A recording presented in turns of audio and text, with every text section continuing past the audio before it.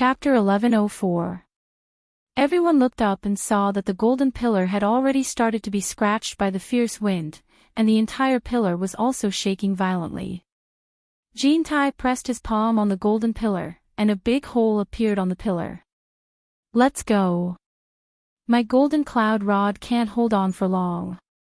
As soon as Kinte finished speaking, he had already turned into a golden light and flashed into the hole in the pillar. Bai Qi and the others followed closely behind.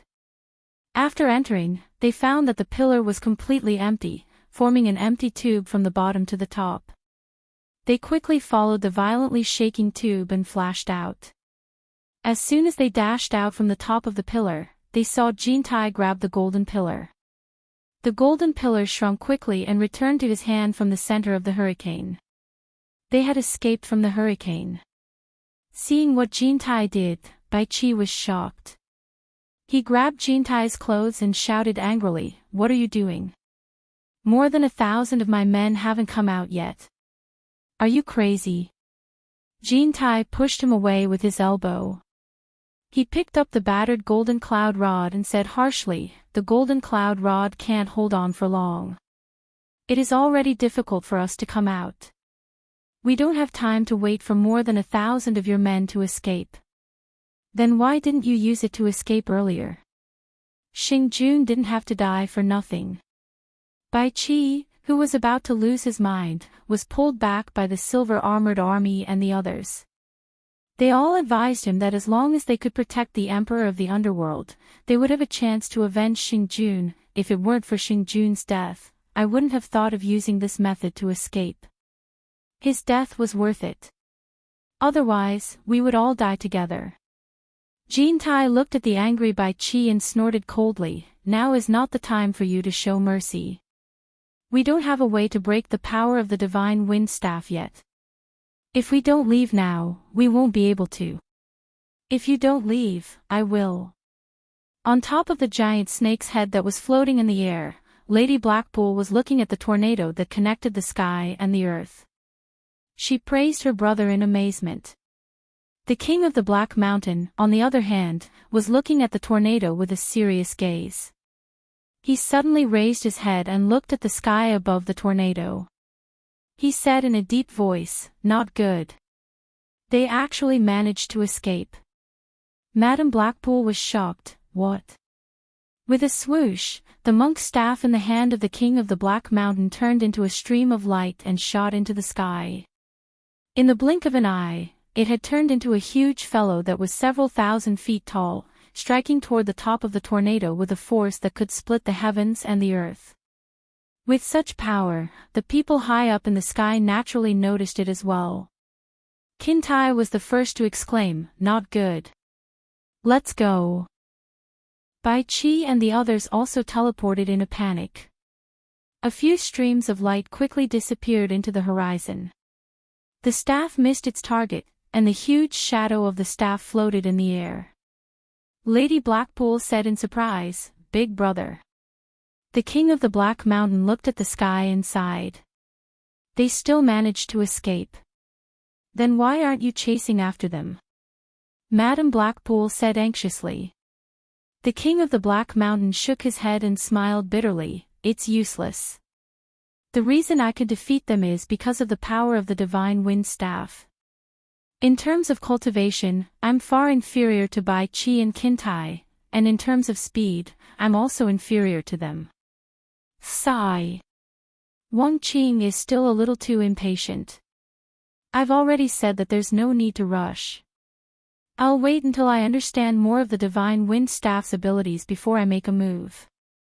At that time, victory will be within my grasp. How can I let them escape and leave behind future troubles?" You can't blame Wang Qing for this. It is said that he has already noticed that Kintai is going to attack the Heartless Palace. He can't just sit there and wait for his death, so he naturally has to fight back. Even though she said that, Madame Blackpool's expression was somewhat regretful. After all, she had prepared for so many years, but in the end, she still had regrets. She was somewhat unwilling to accept this. He noticed that Kintai is going to attack him. Then why didn't we receive any news about it? This brat is looking down on me more and more. He didn't even discuss with me beforehand. The King of the Black Mountain's tone was somewhat heavy. I suspect that Wu Xiong's reckless actions aroused Jin Tai's suspicions. As for the specifics, it won't be too late to ask Wang Qing when we meet. As for why he didn't discuss it with you, I'm afraid. Madame Blackpool hesitated for a moment and said in a low voice, I'm afraid it has something to do with the fact that you forced him to sever his relationship and remember his hatred. Is it wrong for me to ask him to take revenge for his mother? What else in the world is more important than avenging his parents? If I didn't force him to cultivate wholeheartedly, he wouldn't be able to defeat Qin Tai and Bai Qi and achieve such a glorious achievement today. The King of the Black Mountain's tone was stern. If you can't forget your wife, why can't he do the same to his wife? Madame Blackpool's words were in her mouth. Only she knew what she was saying, so she didn't dare to let her brother hear it. The siblings were being suspicious. Perhaps when they met up with Wang Qing, they would realize that the reason why things turned out like this was that Yu Qianqiu, who was not well known but was like a sh*t stirrer, played a big role in it. They didn't know if such a small character like him had harmed Qin Tai and Bai Qi or helped them. In short, he had caused the things that were about to happen to deviate from the original track. After the King of the Black Mountain calmed down, he grabbed at the sky and the whirlwind immediately stopped. The whirlwind turned into a ball of black wind and went back into the giant staff that was floating in the air. The towering Minghuang Mountain seemed to have lost half of its original size and looked straight and steep. The white light shield that was protecting the Minghuang Palace on the main peak was a little dim. The giant staff that was floating in the air plunged down like an avalanche. Boom! The ground shook and the white light shield collapsed instantly. The Minghuang Palace suddenly appeared in front of everyone. The giant staff then turned back into the original tin staff and flashed back to the King of the Black Mountain's hand.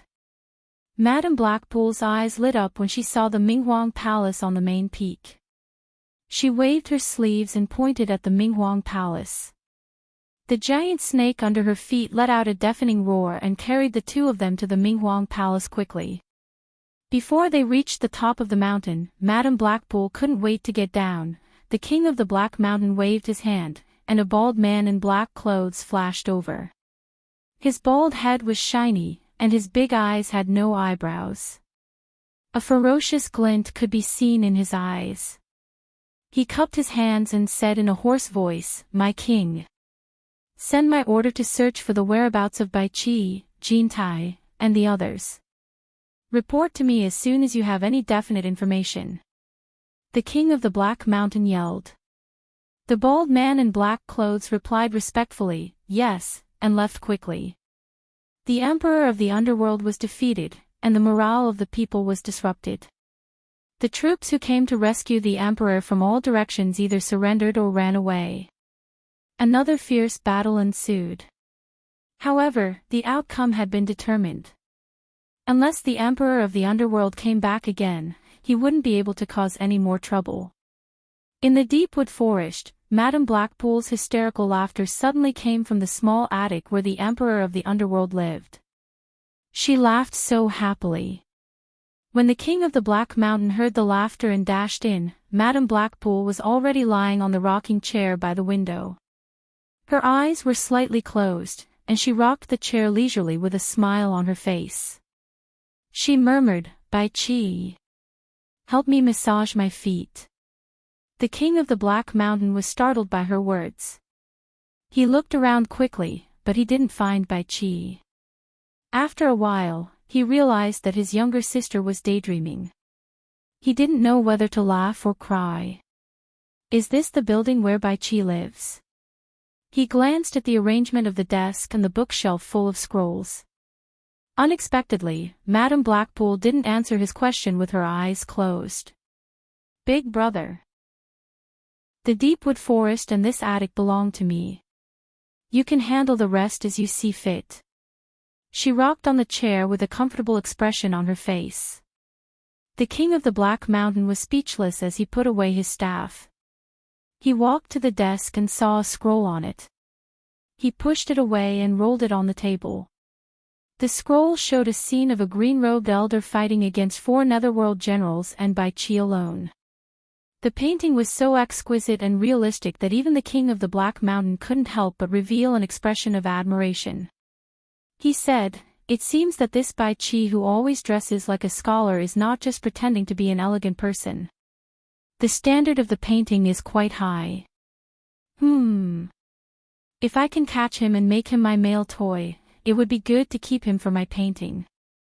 Madame Blackpool murmured with her eyes closed. She seemed to be crazy. The king of the Black Mountain frowned and glanced at her. His eyes stopped on the old man in green robe in the painting. He said in a deep voice, "This person must be Bai Changchun who fought with Wang Qing in the Immortal Palace. This person is a loner. I don't know what his intentions are. I don't know whether he is a friend or a foe." Madame Blackpool twisted her body comfortably. She tilted her head and opened her eyes. She smiled at him and said, "So what if he is Bai Changchun? Big brother, you have the divine wind staff. Do you still need to be afraid of him? Even so, this person must not be underestimated." The king of the Black Mountain said with a serious expression, "The king of the Black Mountain can't enter the underworld forbidden land. Even I can't do anything with the power of the divine wind staff. However, this person can enter and exit the forbidden land. Who dares to underestimate him?" Suddenly, he seemed to think of something. He looked around and said, "Rumor has it that the mysterious underworld saintess also lives in the deep wood forest. Why didn't I notice anyone else here?" "Her." Madame Blackpool suddenly stood up. She gritted her teeth and said, "That bitch is always playing tricks. She doesn't take me seriously every time I see her. Only Bai Chi would fall for her tricks. He even named her the underworld saintess. She lives in the back. It's a good time to get even with her." After saying that, he directly flashed out of the window, flew across the forest, and landed in the small courtyard with low walls made of jade. Looking around and seeing that there was no one around, he immediately rushed into the house, not letting go of a single corner to search. The king of the Black Mountain followed closely behind her. He looked around and finally, his eyes fell on the smooth black sand on the ground. He picked up a handful of sand and rubbed it in his hand. He frowned and said to himself, "Crushed spiritual stones." His eyes instinctively stared at the grindstone under the eaves. Madame Blackpool searched the house and quickly went to the deep wood forest outside to search everywhere. Later, she sent people to search the entire dark imperial palace. However, she still couldn't find the underworld saintess. When she returned to the small courtyard with a gloomy face, she saw the king of the Black Mountain standing next to the grindstone under the eaves. He held a jade archive in his hand and said nothing. Chapter 1105. When we were about to make our move, I sent people to keep an eye on Minghuang Mountain. I didn't want this bitch to escape. Madame Blackpool walked under the eaves and said angrily, "I searched everywhere but I couldn't find her. Where is she hiding? There's no need to look for her. She left a long time ago." The king of the Black Mountain, who had been silent, suddenly sighed. He handed over the jade archive in his hand and said, "She left this on the grindstone before she left. She left it for you. Take a look. Left a long time ago. Could it be that she can really predict the future?" Madame Blackpool took the jade archive with a puzzled look. It read, "Since I want to steal the host's place, I will leave early. Wu Yunfang, don't worry about me." It was just a few words, but Madame Blackpool's face darkened. She smashed the jade archive into pieces and looked around. "You must be hiding in Minghuang Palace. I will find you." "How do you know she is hiding in Minghuang Palace?" The Black Mountain King frowned. "Do I need to ask?" Madame Blackpool said angrily, "Ever since our bodies were destroyed in the immortal realm, you have never called my name in the underworld. How could she know that my real name is Wu Yunfang? It's obvious that she heard the conversation between us and Jin Tai. That's why she knows that I'm called Wu Yunfang. But now, she's deliberately mystifying us. She wants to confuse us so that she can escape. I won't let her succeed so easily. Calm down.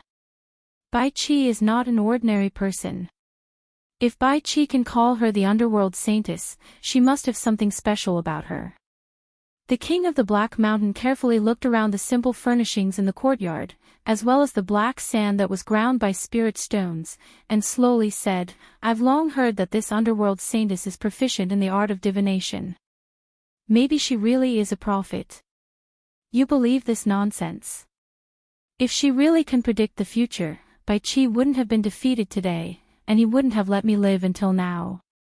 Madame Blackpool said through gritted teeth, that bitch can only fool that bookworm Bai Qi with her tricks.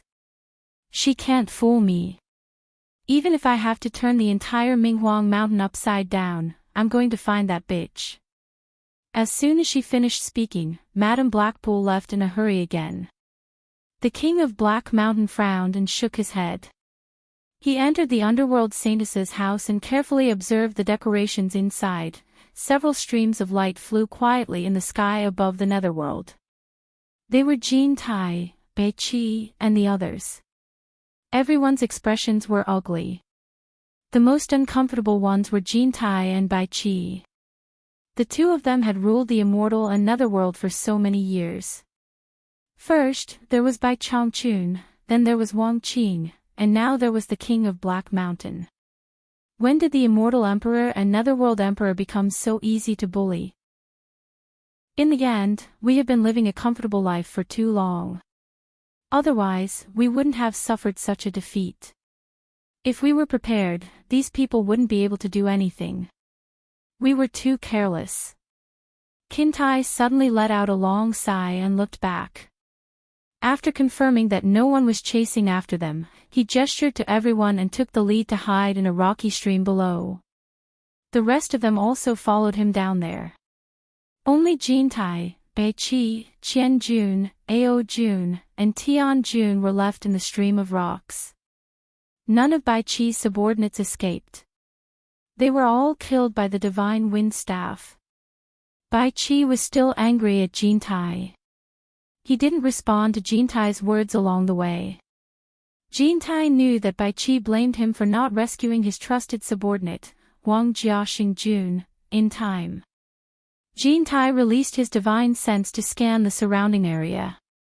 After making sure no one was around, he sneered at Bai Qi, "You are too soft-hearted. No wonder you raised that bitch, Blackpool.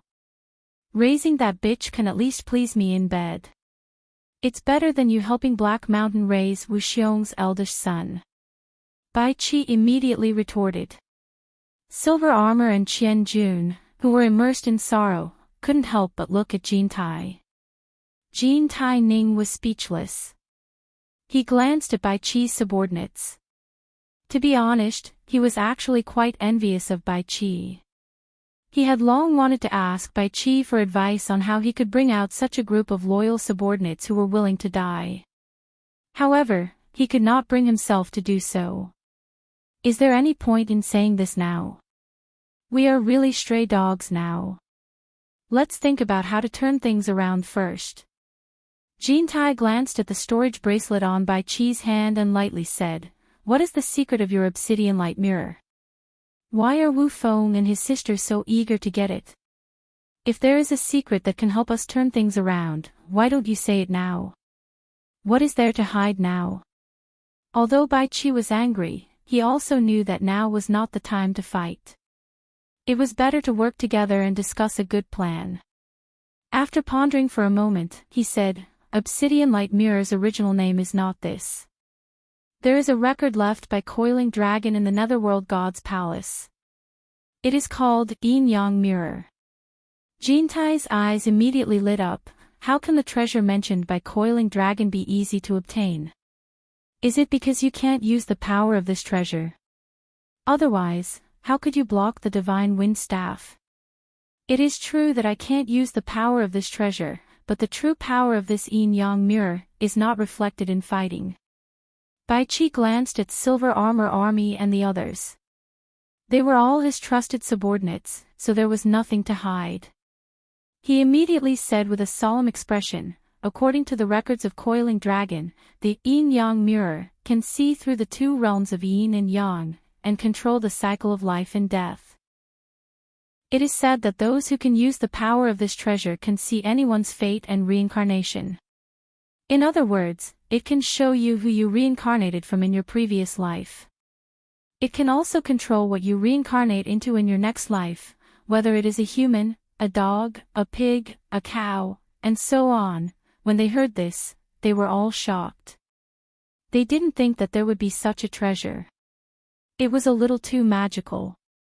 Jean Tai was stunned. I'm afraid even a divine weapon can't use such a miraculous effect. It can see through the yin and yang, and control the cycle of life and death. This treasure is too heaven-defying. I don't know whether a divine weapon has such a miraculous effect or not, but according to the records of Coiling Dragon, this treasure is even older than a divine weapon. It is a treasure that was born when the two realms of yin and yang were still in chaos. Later, because this mirror absorbed the yin eye and yang eye of yin and yang could not see each other, so they could not mix together.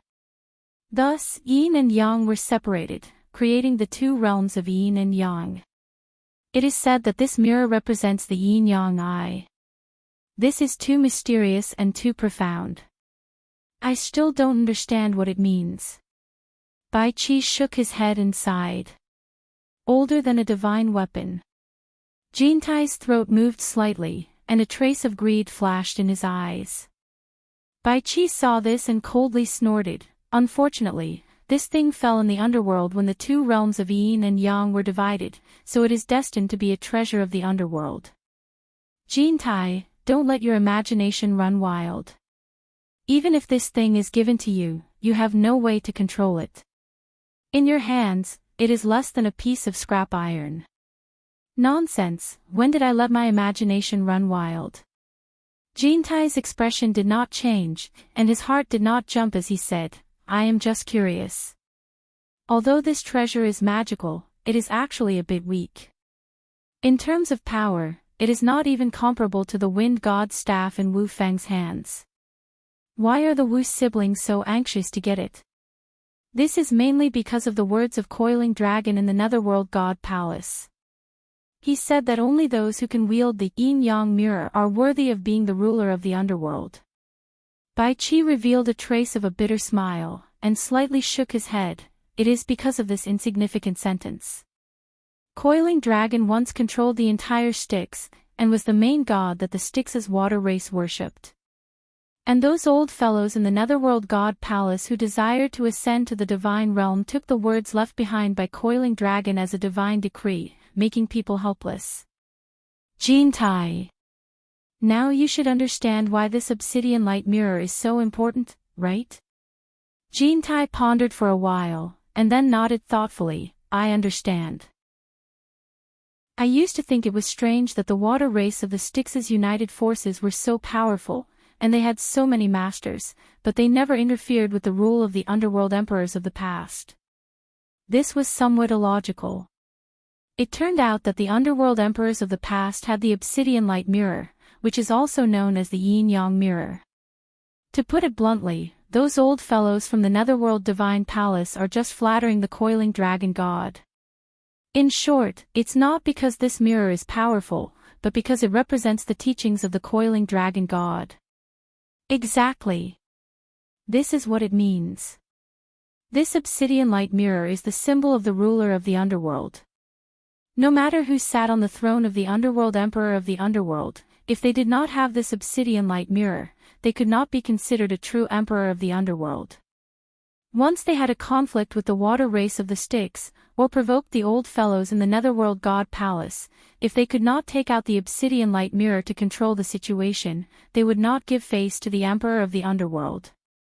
It is estimated that no one could sit firmly on the throne of the underworld emperor. This was the reason why the Wu siblings were anxious to get the obsidian light mirror. Without the yin-yang mirror, they did not have the right to truly rule the underworld. At this point, he could not help but look at the vast netherworld. The night wind blew, and he did not know if he could get back what he had lost today. He smiled slightly bitterly. In fact, I think that only the past emperors of the underworld who had wielded the obsidian light mirror could truly understand the true meaning of Coiling Dragon's teachings. Coiling Dragon said that only those who could wield the yin-yang mirror were worthy to be the ruler of the underworld. It did not mean that anyone who had the yin-yang mirror could be the ruler of the underworld. The keyword was wield the yin-yang mirror, meaning that only those who could truly use the power of the yin-yang mirror could be the ruler of the underworld. Everyone had misunderstood Coiling Dragon's meaning. But these words, to those who regarded Coiling Dragon's teachings as the decree of God, if you could not take out solid evidence to convince them, if you dared to speak nonsense, they would probably regard it as tampering with the decree and then beat you to death. Chapter 1106. Hearing this, Silver Armor Army and the other two showed an expression of understanding. They had learned something new. Jean Tai, on the other hand, had lost interest in the obsidian light mirror because it was of no use to him. He didn't have the mood to get entangled in such a topic. To him, nothing was more important than regaining control of the immortal world. His eyes flickered as he said, "Bai Qi. Can this obsidian light mirror get the help of the experts of the Styx's water race and the old fellows of the Netherworld Spirit Estate to help us regain what belongs to us? I hope the obsidian light mirror has that ability, but do you think it's possible?" Bai Qi said with a mocking expression. The Coiling Dragon gods didn't say that they have to listen to the command of the yin-yang mirror's wielder. Do you really think they're fools?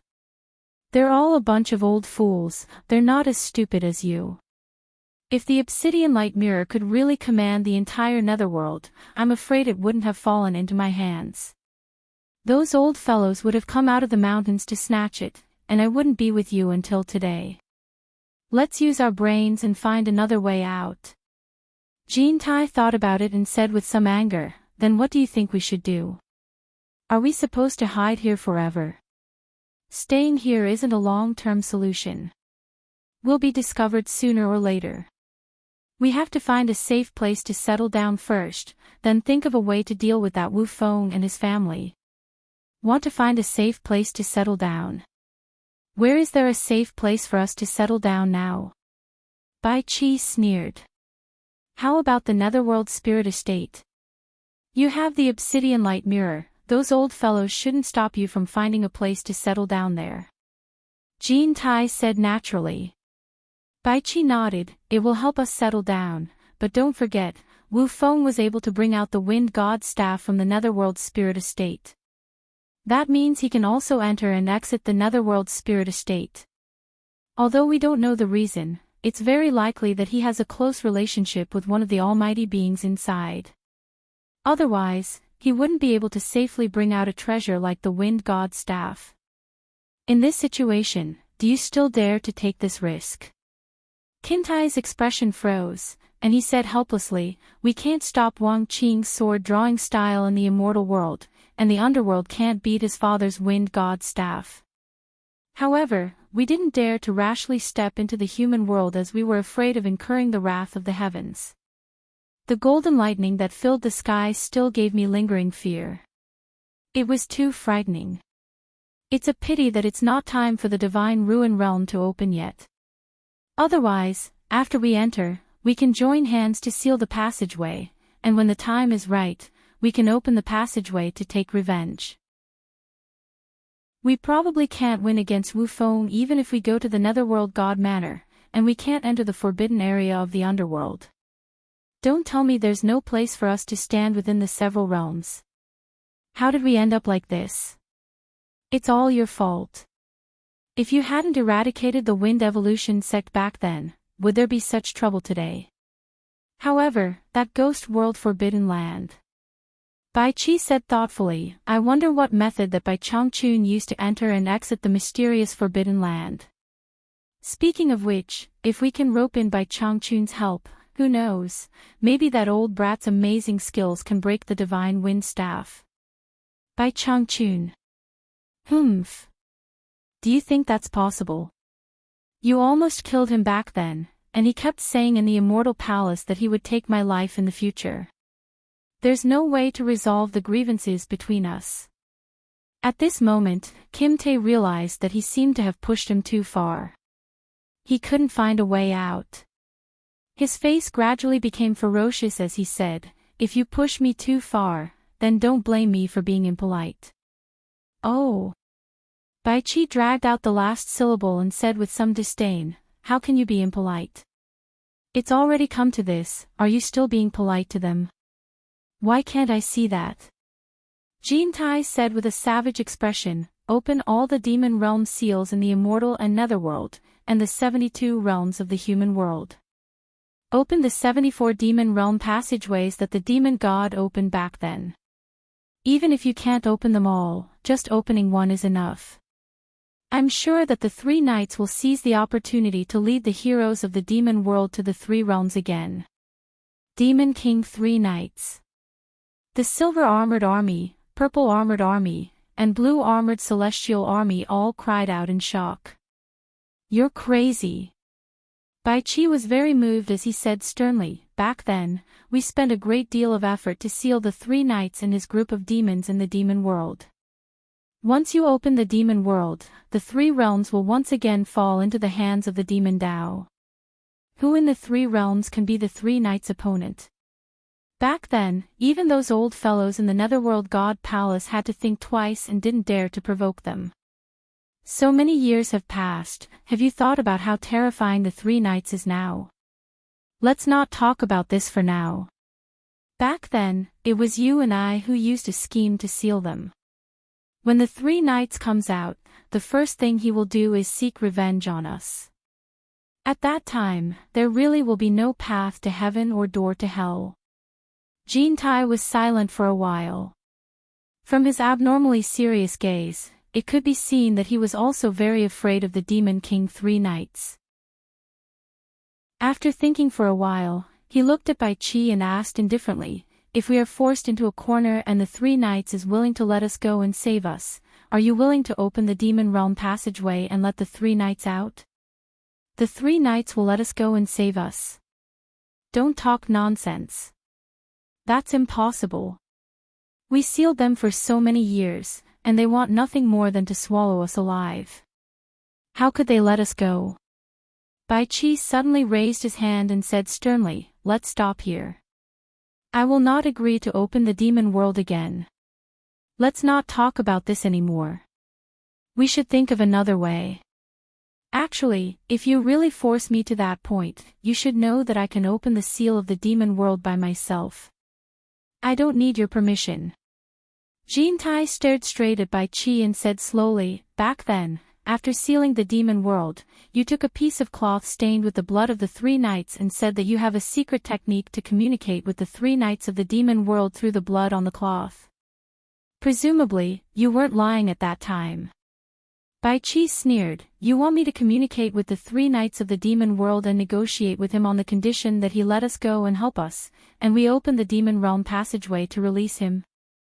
"That's right. That's right." Jean Tai nodded. Bai Qi raised his hand and pointed at his own head. With a face full of ridicule, he said, "Use your brain and think about it. Even you, Lady Jean, go back on your word and have no integrity to speak of. Could it be that you dare place your hopes on Xin Yi to keep his word? He can easily agree and deal with you after he comes out." Jean Tai calmly said, "We can make him swear on the demon god curse.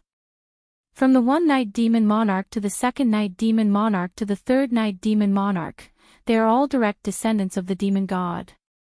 They worship their ancestor the demon god to the extreme. As long as the 3 Knights swears on the demon god, he will not dare to violate the oath and blaspheme the demon god.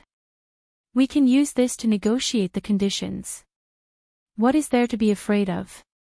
Of course, unless the 3 Knights is willing to be trapped in the demon world and not come out.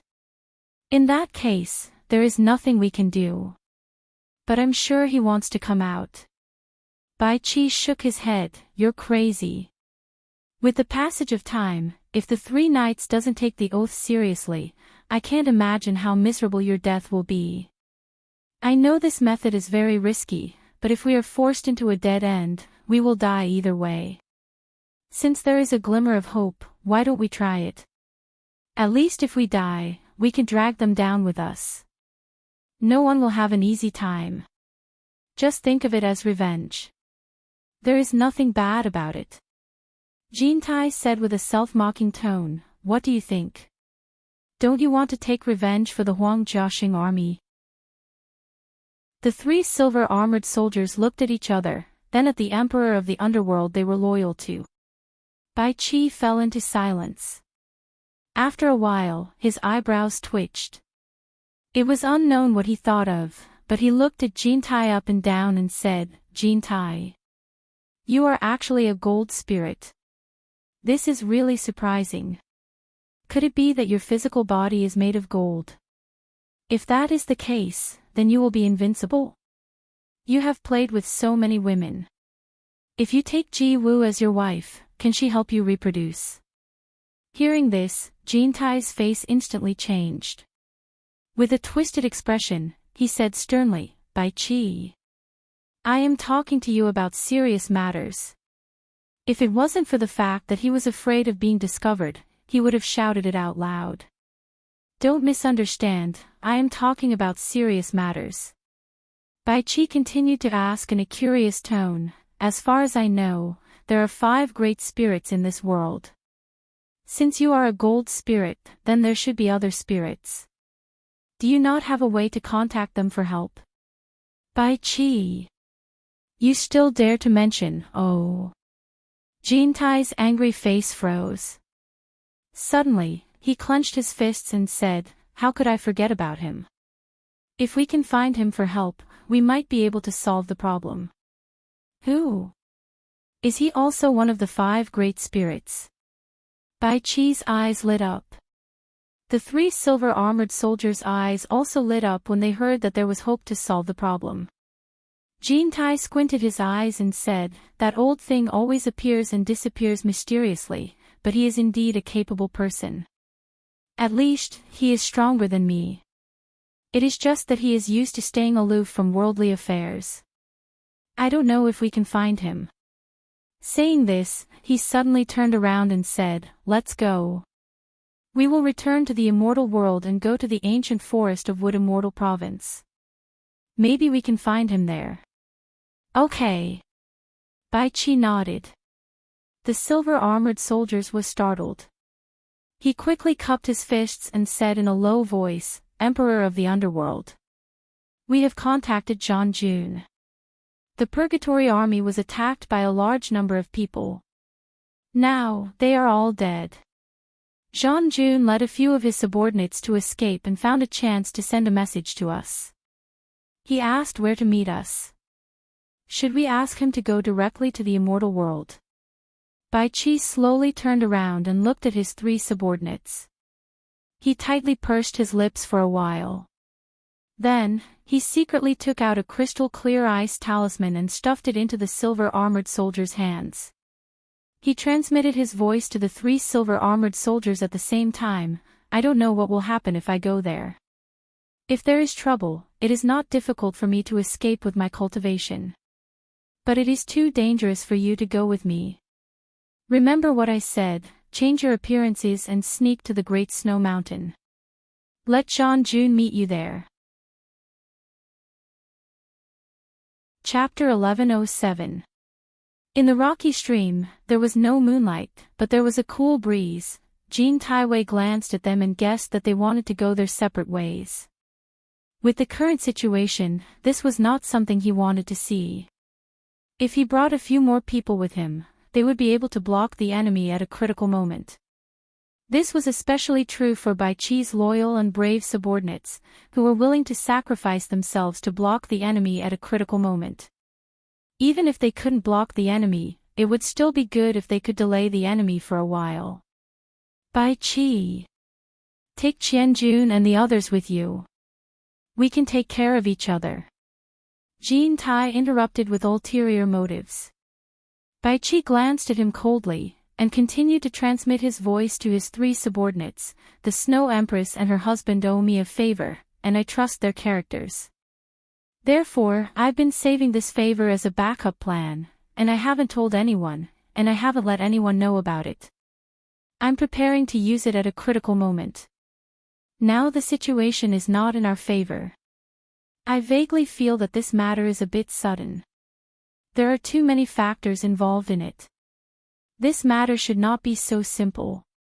I am afraid that it will not end well. You have followed me for many years.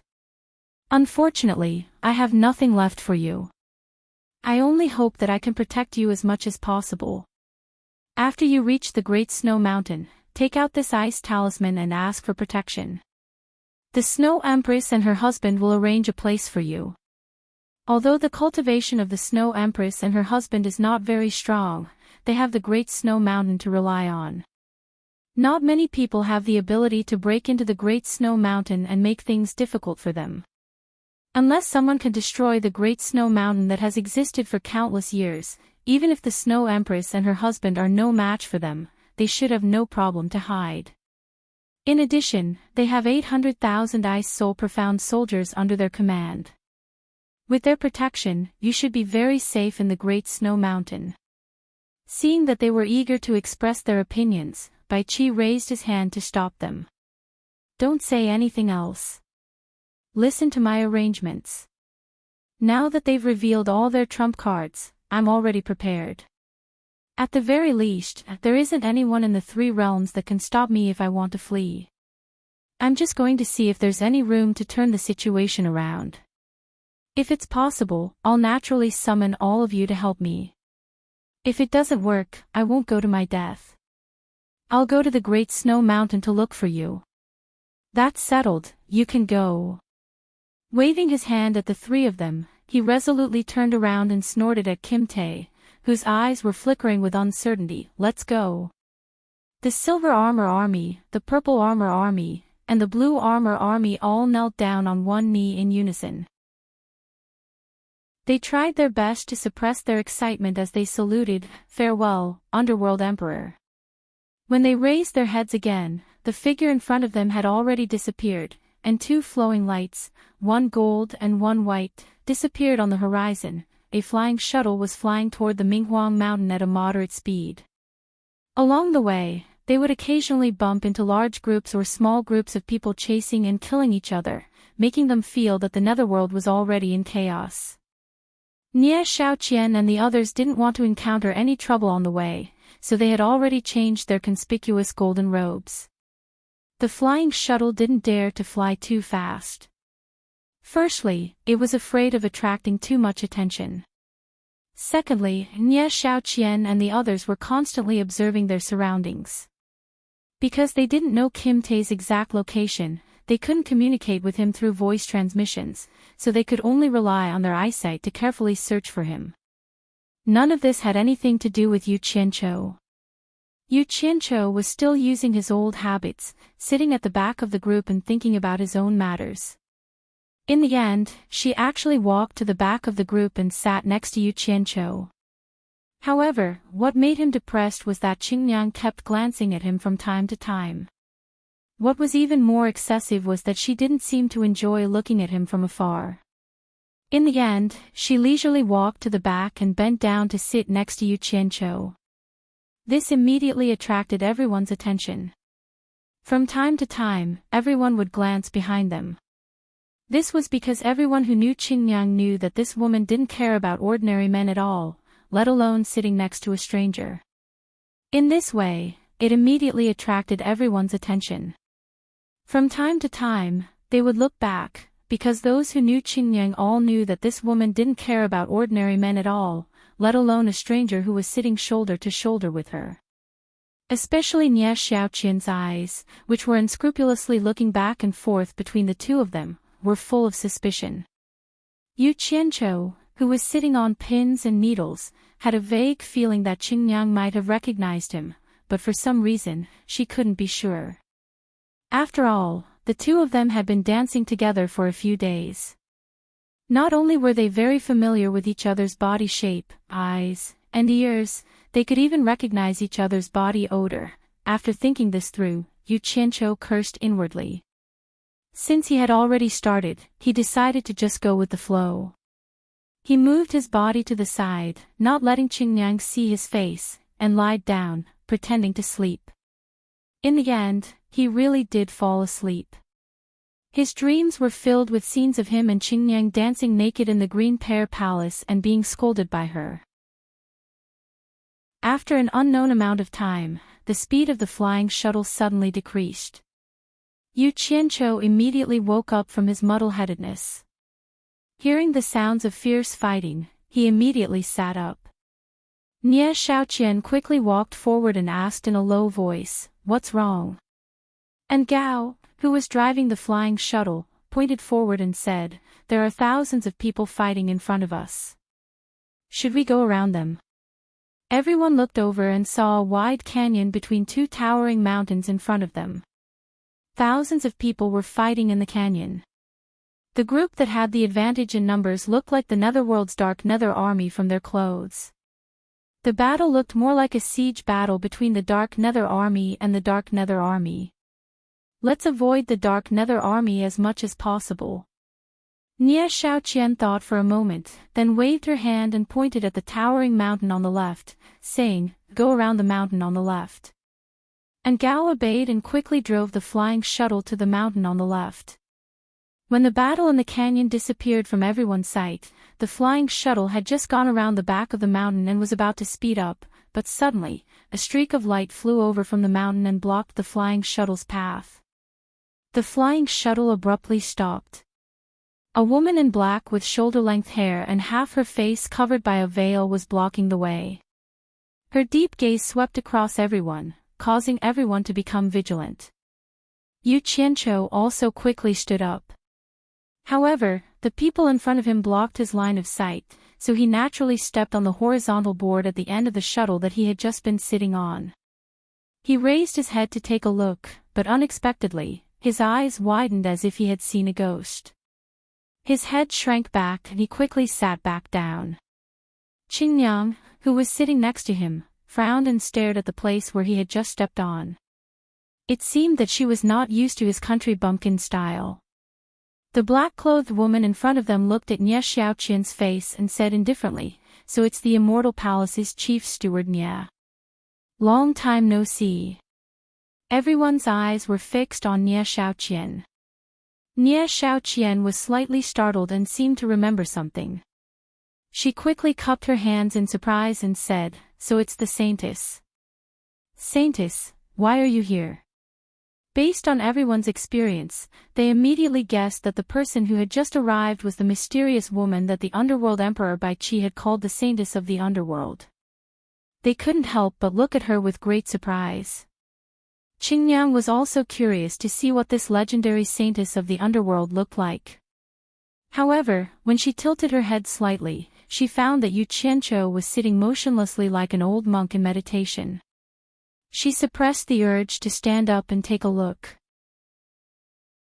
Most of the people present had never seen the Saintess of the Underworld before, so it was not strange that they didn't recognize her. However, when Nie Xiaoqian followed Jin Tai to fight the Myriad Swords demon monarch in the human world, she had seen the Saintess of the Underworld several times. She had seen the immortal Emperor Jin Tai and the Underworld Emperor Bai Qi treat this mysterious woman with respect. With Jin Tai's arrogant attitude, even he had to be respectful, so she naturally didn't dare to be disrespectful.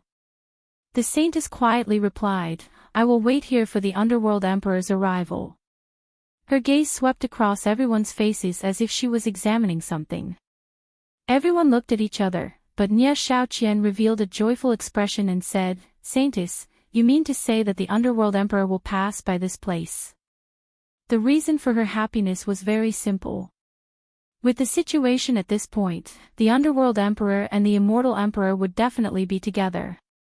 If the Underworld Emperor came, then the Immortal Emperor would naturally come as well. The Saintess didn't reply to her. Instead, she lightly approached the flying shuttle and floated to the side of the flying shuttle. She looked at everyone with a scrutinizing gaze.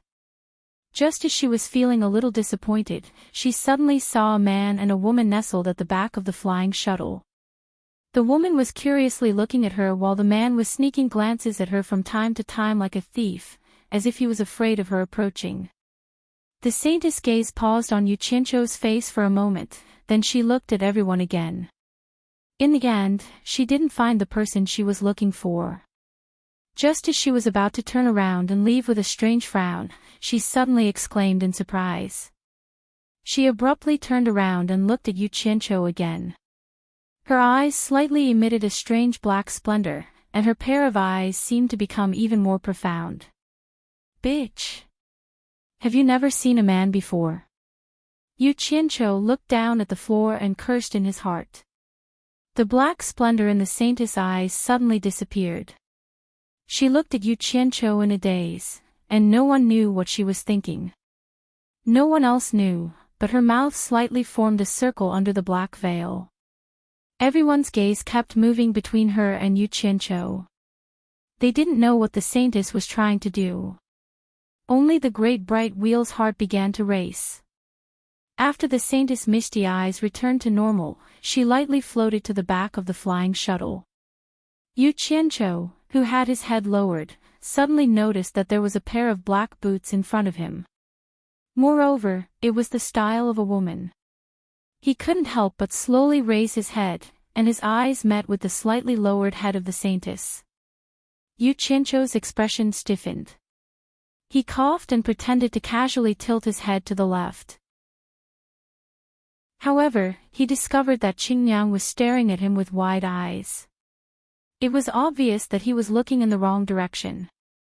Thus, he coughed again and tilted his head to the right, pretending to look at the pitch-black scenery outside. Chapter 1108. However, to everyone's surprise, the netherworld saintess raised her leg and gently nudged his leg, indicating for him to sit a little further in. Yuchincho raised his head in surprise and obediently moved his butt in. As a result, he bumped into Qingyang's butt. The netherworld saintess' name caused Qingyang to cooperate and move her butt further out.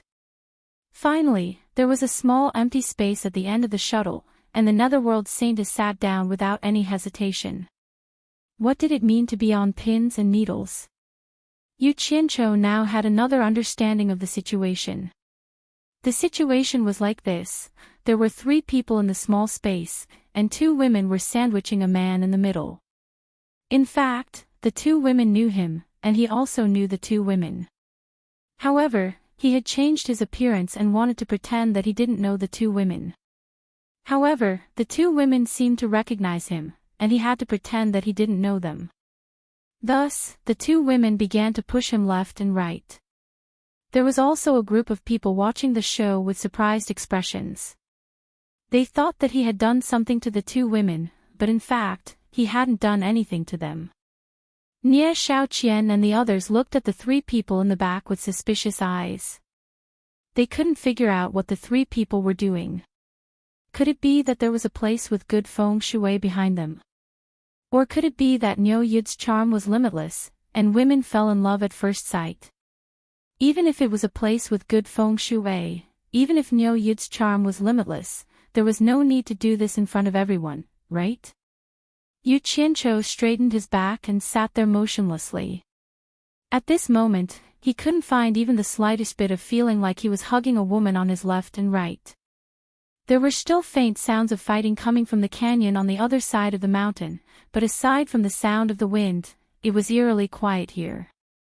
Under everyone's gaze, Yuchincho swallowed with difficulty. Just as he was about to stand up, a hand suddenly reached out from his right and stopped him from getting up. Yuchincho slowly turned around and saw that the underworld saintess was looking at him with a profound gaze. He immediately confirmed that the other party had recognized him. Hence, his shoulders and waist slumped as he shamelessly sat between the 2 women. Who's afraid of who? After a while, Nie Xiaoqian walked through the crowd and came to the back. She cupped her hands to the saintess of the underworld and asked, "Saintess, are you going to wait here for the underworld emperor?" The netherworld saintess nodded slightly and didn't say anything. Nie Xiaoqian said, I understand. She looked at her daughter again and didn't know what she was doing. She then turned around and gave the others a look. Everyone turned around and didn't want to watch anymore. Yu Qianqiu immediately felt the pressure on him lessen significantly. He tilted his head to look at the netherworld saintess and transmitted his voice respectfully. Saintess, what is your intention in doing this? The saintess of the underworld also tilted her head to look at him and sent him a telepathic message. Yu Qianqiu. You are so capricious. You were dressed like a barbarian before. I almost didn't recognize you. I almost let you go for nothing. Yu Qianqiu refused to admit his mistake. Saintess, have you mistaken me for someone else? My name is Niu Yud, not Yu Qianqiu. The underworld saintess blinked her eyes and said, You can hide it from others, but how can you hide it from me?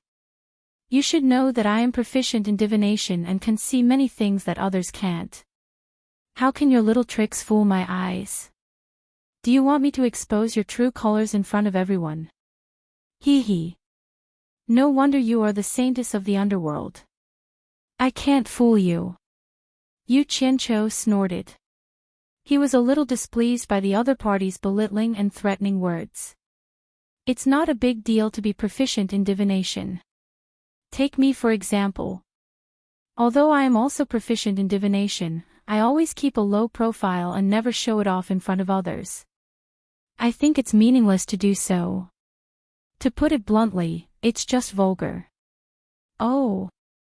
From what you said, it seems that you are also proficient in divination. I really can't see it. If there is a chance, I want to see it. The saintess of the underworld's tone was somewhat sarcastic. Yu Qianqiu had set a trap for her to fall into. He expected that she would say this, so he asked, If you really want to see it, I can show you a few of my skills since there is nothing to do now. I'm just afraid that it will scare you. Scare me? Not to that extent. I will wait and see. The saintess of the underworld looked around as if she wanted to choose someone for Yu Qianqiu to read their fortune. Unexpectedly, she found that her hand was grabbed by someone. She looked back coldly and saw Yu Qianqiu rubbing one of her hands.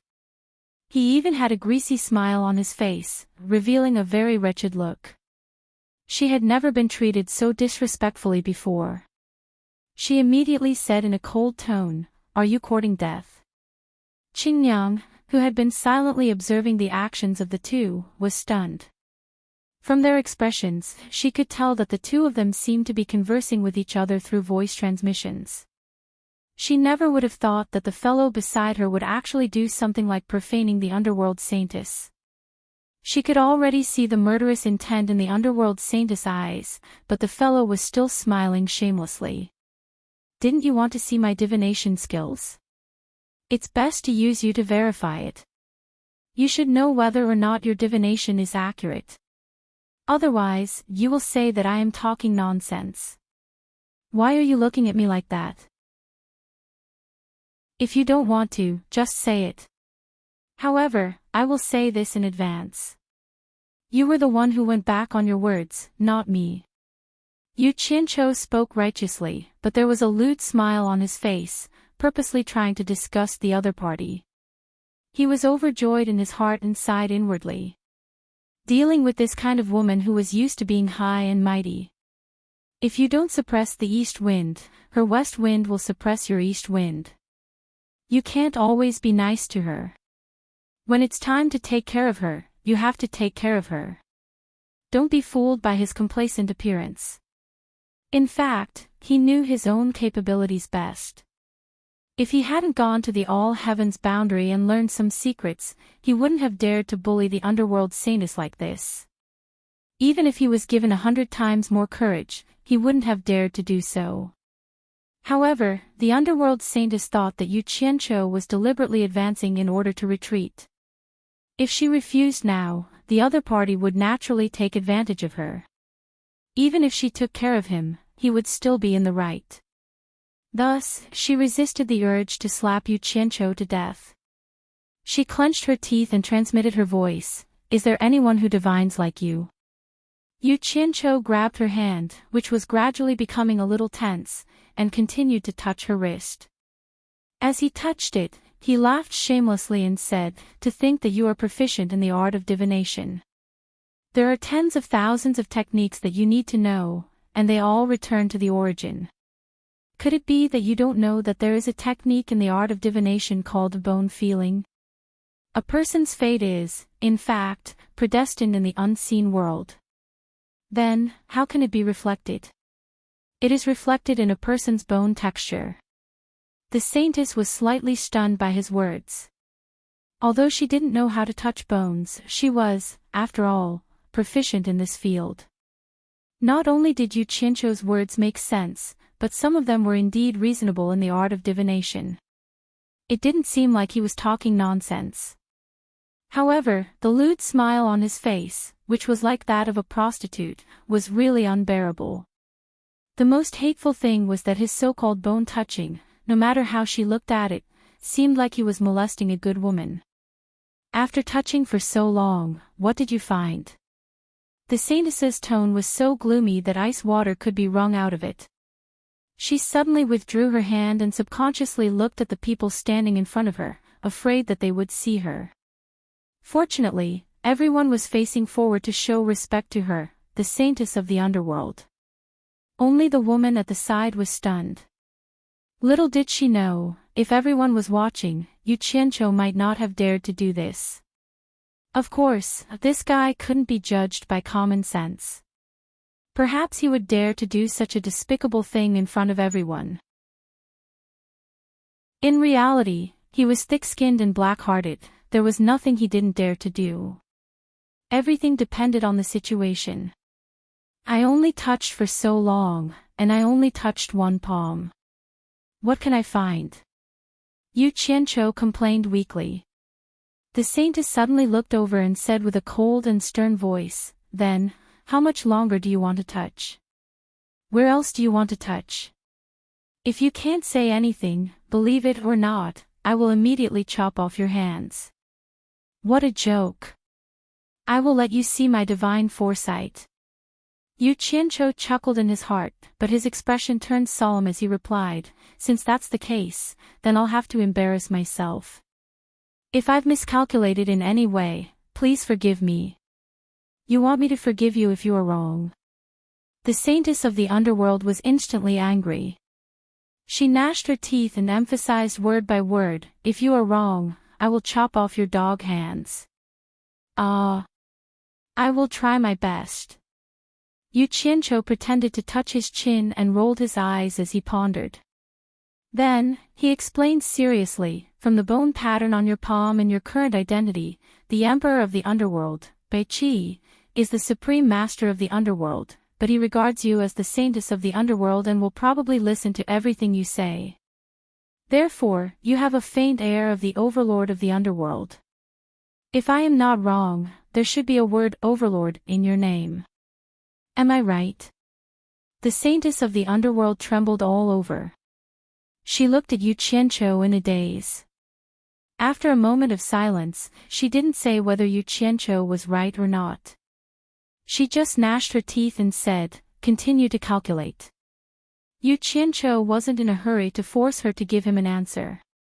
Jianghu's game was a psychological tactic, so he could take it slowly. He rubbed his chin and began to shake his head and roll his eyes. "From the bone pattern on your palm and my calculation, ordinary experts who are proficient in divination know that the mysteries of heaven can't be revealed. But you are doing the opposite, forcing me to tell you the result of touching the bone. In fact, this already contains a certain principle of fate. You want me to tell you the result of my calculation. What does it mean?" "It means that you want me to announce it to the public. Then, what I am doing to you now can only be summed up in one word, which is announce. It means that I am now revealing the mystery to you. So, there must be a word, announce, in your name. Am I right?" Chapter 1109. Was there a need to ask? Even if he didn't touch her hand and didn't deliberately disgust her, he was sure that he was right. However, the underworld saintess didn't think so.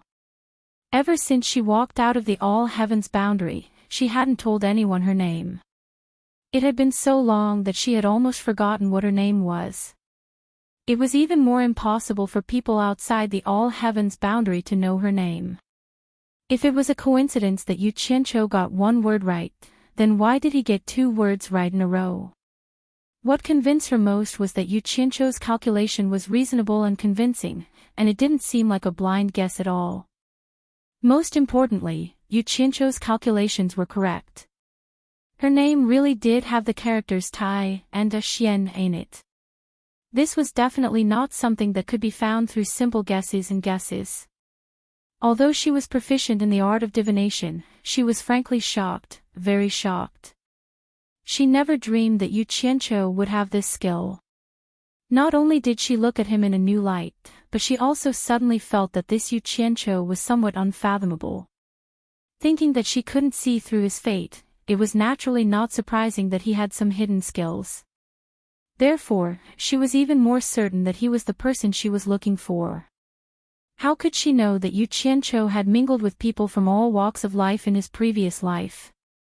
What kind of tricks had he not seen? It was as easy as a knife cutting tofu to fool a person with little experience like her. Especially with his eloquence, even a veteran of the Jianghu would inevitably fall for it. Seeing that the other party was shocked by his fortune-telling skill and couldn't speak for a long time, looking at him with extremely complicated emotions, Yu Qianqiu immediately squeezed out an unfathomable smile, but his eyes were maliciously glancing from her face to her chest, wondering which place to touch next. What else? The underworld saintess suppressed her emotions and asked. Ah. Yu Qianqiu recovered from his imagination and casually said, "Your name is 3 words. Why do you say that?" Her tone was no longer as harsh as before. Yu Qianqiu rolled his eyes. Just as he was about to display the divine quintessence of blind fortune-telling that he learned in his previous life, he realized that something was amiss. His eyeballs immediately drooped down and he said helplessly, "Do you think I'm an idiot? Was there even a need to calculate this? You've already said that there's more. Since there's more, it's naturally 3 words. It seems like there are quite a few people with 4-character names, right?" The netherworld saintess sneered. Yu Qianqiu realized that he couldn't justify himself. He immediately took out his special skill of fortune-telling for the saintess of the underworld and changed the topic. "From the bone texture on your palm and my calculation, your name is 3 words. Am I right?" The underworld saintess was shocked by his words again. She was stunned for a moment and then asked, "Since you said it's 3 words, why don't you calculate the word in the middle?" She was like a dead duck that was asking for trouble. She refused to admit that Yu Qianqiu's calculation was correct. She had no one to blame but herself for being tricked. Earlier, I had only touched it for a short period of time, so I did not manage to get a clear grasp of it.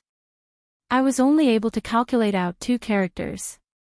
If you let me touch it again, I should be able to calculate it out, Yu Qianqiu said, appearing somewhat troubled. This person. His curiosity mustn't be aroused. Otherwise, if he was seduced halfway, how would he be able to deal with it so easily? The netherworld saintess bit her red lips under her veil. She took the initiative to bring the hand that was touched to Yu Qianqiu. The fingers were slender and the skin was snow-white. They actually trembled slightly. Embarrassed, Yu Qianqiu grabbed them and touched them repeatedly. The netherworld saintess actually took the initiative to let this guy touch her hand. Qingniang, who was silently observing the two's actions, opened her mouth slightly. Her face was filled with disbelief. She now had 10,000 reasons to believe that this man and woman must have been together for a long time. The so-called blind man naturally had his own way of fortune-telling. Otherwise, how could he make a living? Yu Qianqiu touched her hand, and his heart bloomed with joy. He couldn't help but think back to the time when he found the same blind man to read his fortune for 3 consecutive days. He remembered that the blind man was really blind. He was so eloquent that he almost fooled a veteran in the pugilistic world. Later on, he kept an eye out and changed his identity to find the blind man to read his fortune for 3 consecutive days. In the end, the blind man told 3 different fortunes in 3 days. Furthermore, each time, he felt like he was convinced. He was too good at fooling people. Who would have thought that he wasn't angry? Instead, he was shocked. He directly invited the blind man back with a high salary. He was given good food and drinks, and a few beauties served him. In the end, the blind man didn't disappoint him. He was loyal and devoted. At the crucial moment, he would appear and perform miraculous deeds for him. He became his right-hand man. After he died, Yu Qianqiu didn't know how the blind man was doing. He missed him so much. After touching her hand for a while, he thought that with the previous deceit as a foundation, it was time to let the other party know his abilities. He rolled his eyes and said with certainty, "Uncle, there's one more word that is uncle. Your full name is Taishu Xian." His black eyeballs drooped down as he stared at the other party and asked, "Am I right?" Although he asked, his face was filled with great confidence in his bone-touching divination art. Actually, when she had calculated the first 2 words, she was already mentally prepared. When she heard that her full name was really out, the netherworld saintess was very calm this time. She slowly pulled her hand back and said coldly, "The bull's head doesn't match the horse's mouth. Not a single word is correct. This is not my name at all. Your so-called mastery of divination is only a so-so. Impossible." Yu Qianqiu denied it on the spot, cursing the dead duck's stubbornness in his heart. Then, he used his voice to refute, "My fortune-telling art has never failed before. Forget a name. If it weren't for the fact that you're a woman, I would have even divined the names of 8 generations of your ancestors for you. I would have even divined the fate of your past life." The netherworld saintess was stunned. She admitted that she didn't have the ability to calculate the names of other people's 8 generations of ancestors, but she didn't think that Yu Qianqiu was bragging. She just asked with a voice transmission with a puzzled look in her eyes, "What does this have to do with whether I'm a woman or not?" Yu Qianqiu's gaze stopped at her chest. He coldly snorted and said, "If you weren't a woman, I would be able to feel your father's name from your left sternum and your mother's name from your right sternum. If I felt your entire body, you wouldn't be able to hide your fate from me even if you wanted to. You are a woman, and I am a man. How can I touch your body so casually?" The expression under the black veil twitched. She clenched her teeth and remained silent for a long time. Then, she said the word, "shameless." She didn't say anything else, which made Yu Qianqiu's evil intentions fail. Yu Qianqiu was a well-educated man, so he wouldn't force himself to touch her. However, there was a puzzled look on his face. He didn't know why this netherworld saintess wanted to sit next to him. Was it just because she recognized him? The fighting noises in the valley gradually disappeared. Then, there was the sound of a large number of people flying away. The surroundings suddenly fell into a dead silence. A few hours later, 2 beams of light flew over the 2 people's heads at an incredible speed. By the time they realized what was going on, the 2 beams of light had returned. Obviously, they had discovered them. Jin Tai and Bai Qi appeared not far from the flying shuttle.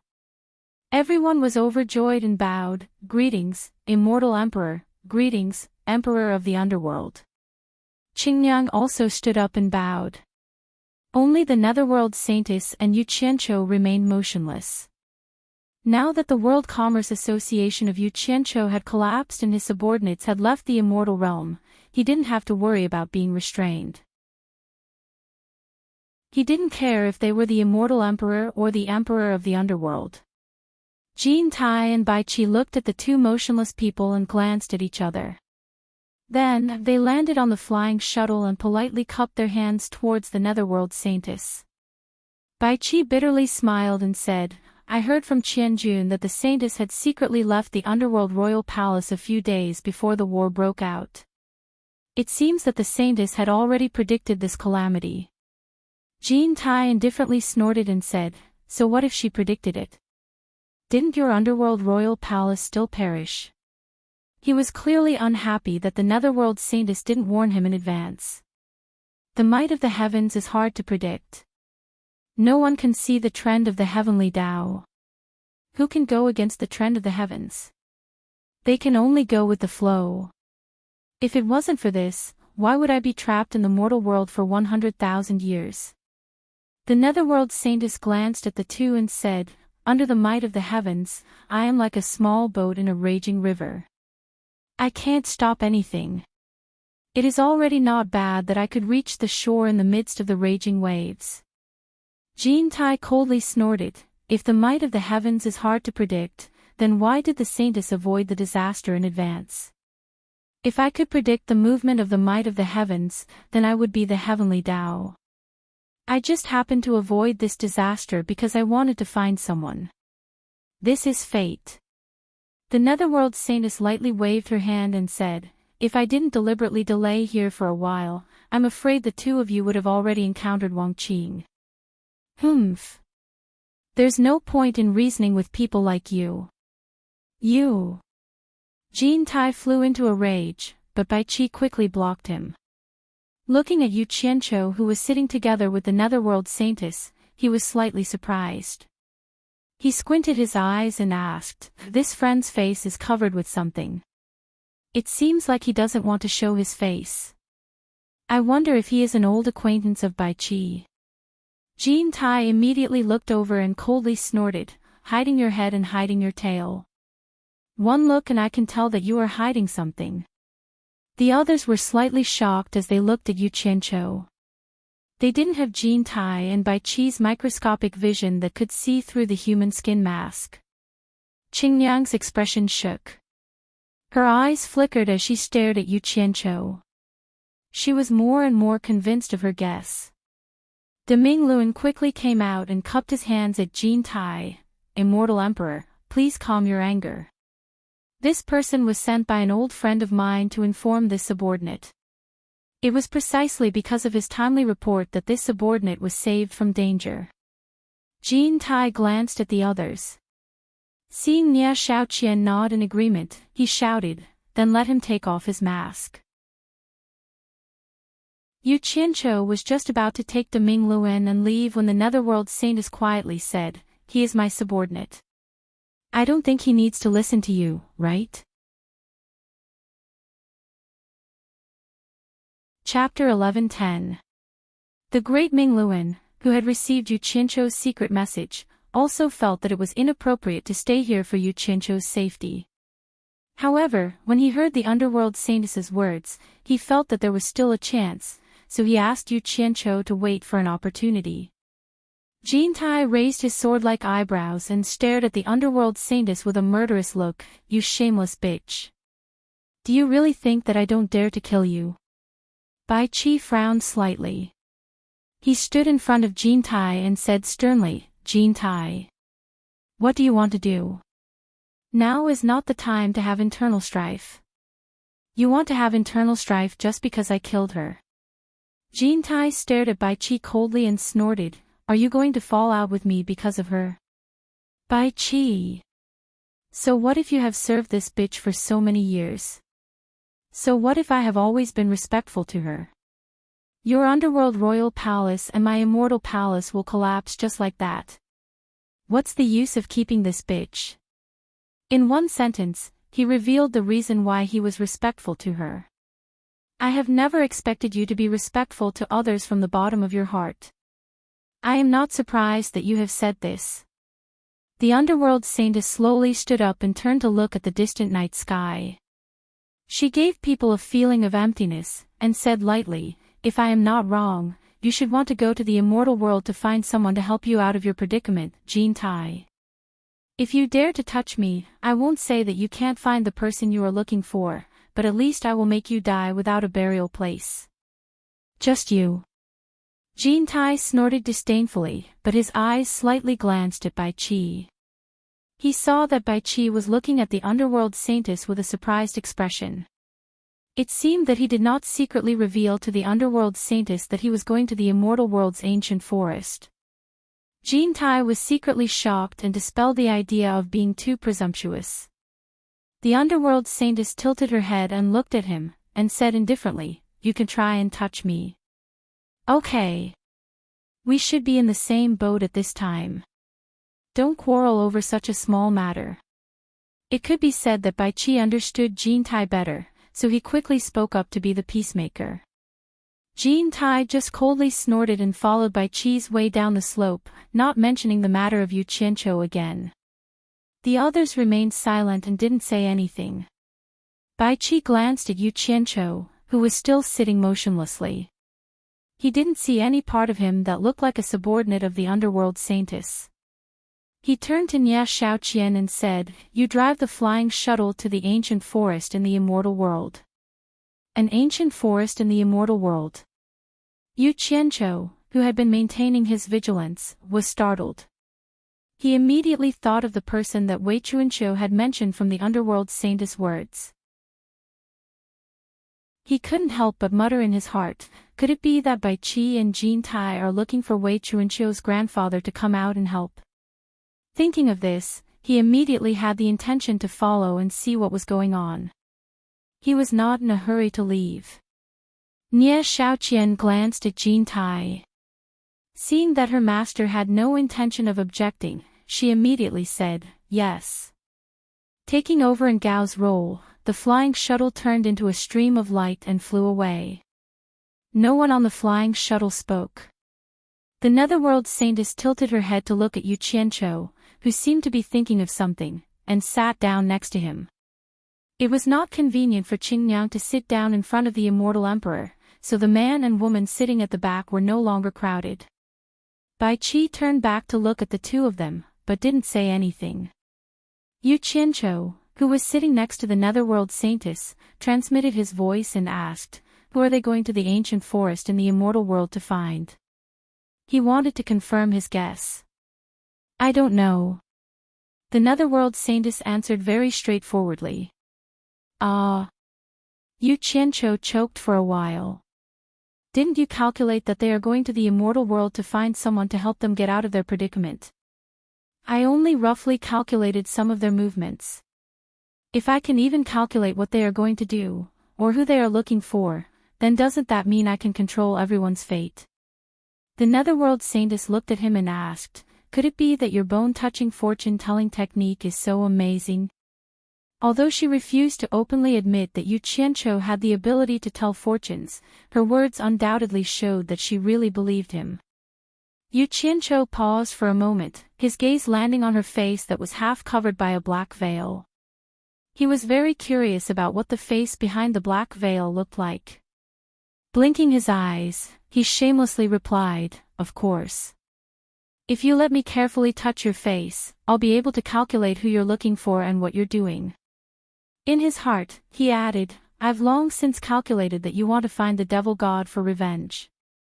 He was making irresponsible remarks, but the netherworld saintess was frightened by his accurate name. Her eyes flashed as she looked at Bai Qi and Jintai, and she changed the topic. "Since you are so clever, why do you still ask me? Why don't you just calculate for them and find out who they are looking for?" Yu Qianqiu rolled his eyes and said in confusion, "I say, Taishu Xian, do you think Jintai and Bai Qi will let me touch their faces? My name is not Taishu Xian." "You are wrong." The netherworld saintess said this and didn't say anything, so Yu Qianqiu's fortune-telling magic was stuck in his mouth and couldn't be used, after crossing the underworld and entering the immortal world, because they had to avoid as many people as possible, and at the same time, they had to hide. So even though Nie Shaoqian personally drove the flying shuttle at an extremely fast speed, it still took them half a month to finally enter a vast forest, which was their destination. Finally, they arrived at the ancient forest of the Wood Fairy province. Although they were still at the periphery of the ancient forest, they could see towering trees everywhere. The forest was dark, and the sporadic light from the sunlight dotted the surroundings. The old trees and vines were entangled, and the ground was covered with thick rotten leaves. You could hear the rustling sound when you stepped on it. The 11 people quickly looked around, and they all knew that there were countless plant spirits in this ancient forest. Finally, their eyes all focused on Jean Tai. Except for Yu Qianqiu, who could guess most of it, no one else knew who Jean Tai was looking for. Jean Tai. Where is the person you were talking about? Bai Qi asked, floating 1 foot above the ground. His bare feet obviously didn't want to step on the rotten leaves on the ground. He should be in this ancient forest. Jean Tai's eyes flickered as he looked into the depths of the forest. Then he asked Nia Shaoqian to give him 10 jade talismans.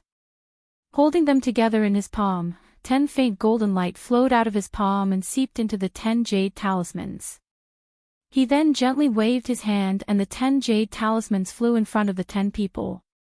Everyone looked at each other, not knowing what Jean Tai was doing. One by one, they grabbed the jade talismans in front of them. Bai Qi stretched out 2 slender fingers and held the jade talismans in front of him. He repeatedly checked the jade talismans in front of him and frowned. Jean Tai. What do you mean by this? Jean Tai waved his arm and pointed around, and said arrogantly, everyone split up and search in the ancient forest. If you see an old guy with a wooden staff, he should be the person we are looking for. Immediately crush the communication talisman in your hand to summon me. Nia Shaoqian and the other immortal palace remnants paused for a moment, but they still saluted in unison, yes, immortal emperor. Bai Qi looked at Jean Tai and his expression twitched a little. He said in a deep voice, Jean Tai. Are you kidding me? You don't even know where the person is and you brought me here. The entire ancient forest is so big. Trying to find a person here aimlessly is like looking for a needle in a haystack. How do you want us to find him? Jean Tai immediately looked at him and said indifferently, do you have a better way? At least it's better than your stupid way. Bai Qi looked around the depths of the forest coldly and said, there are many plants in this ancient forest. As long as you catch a few and ask them, you will naturally find the person you are looking for. Humph. Qin coldly snorted and said, I don't know how many times I've used this clever method of yours, but it's completely useless. Even in the ancient forest, that old fellow's traces are elusive.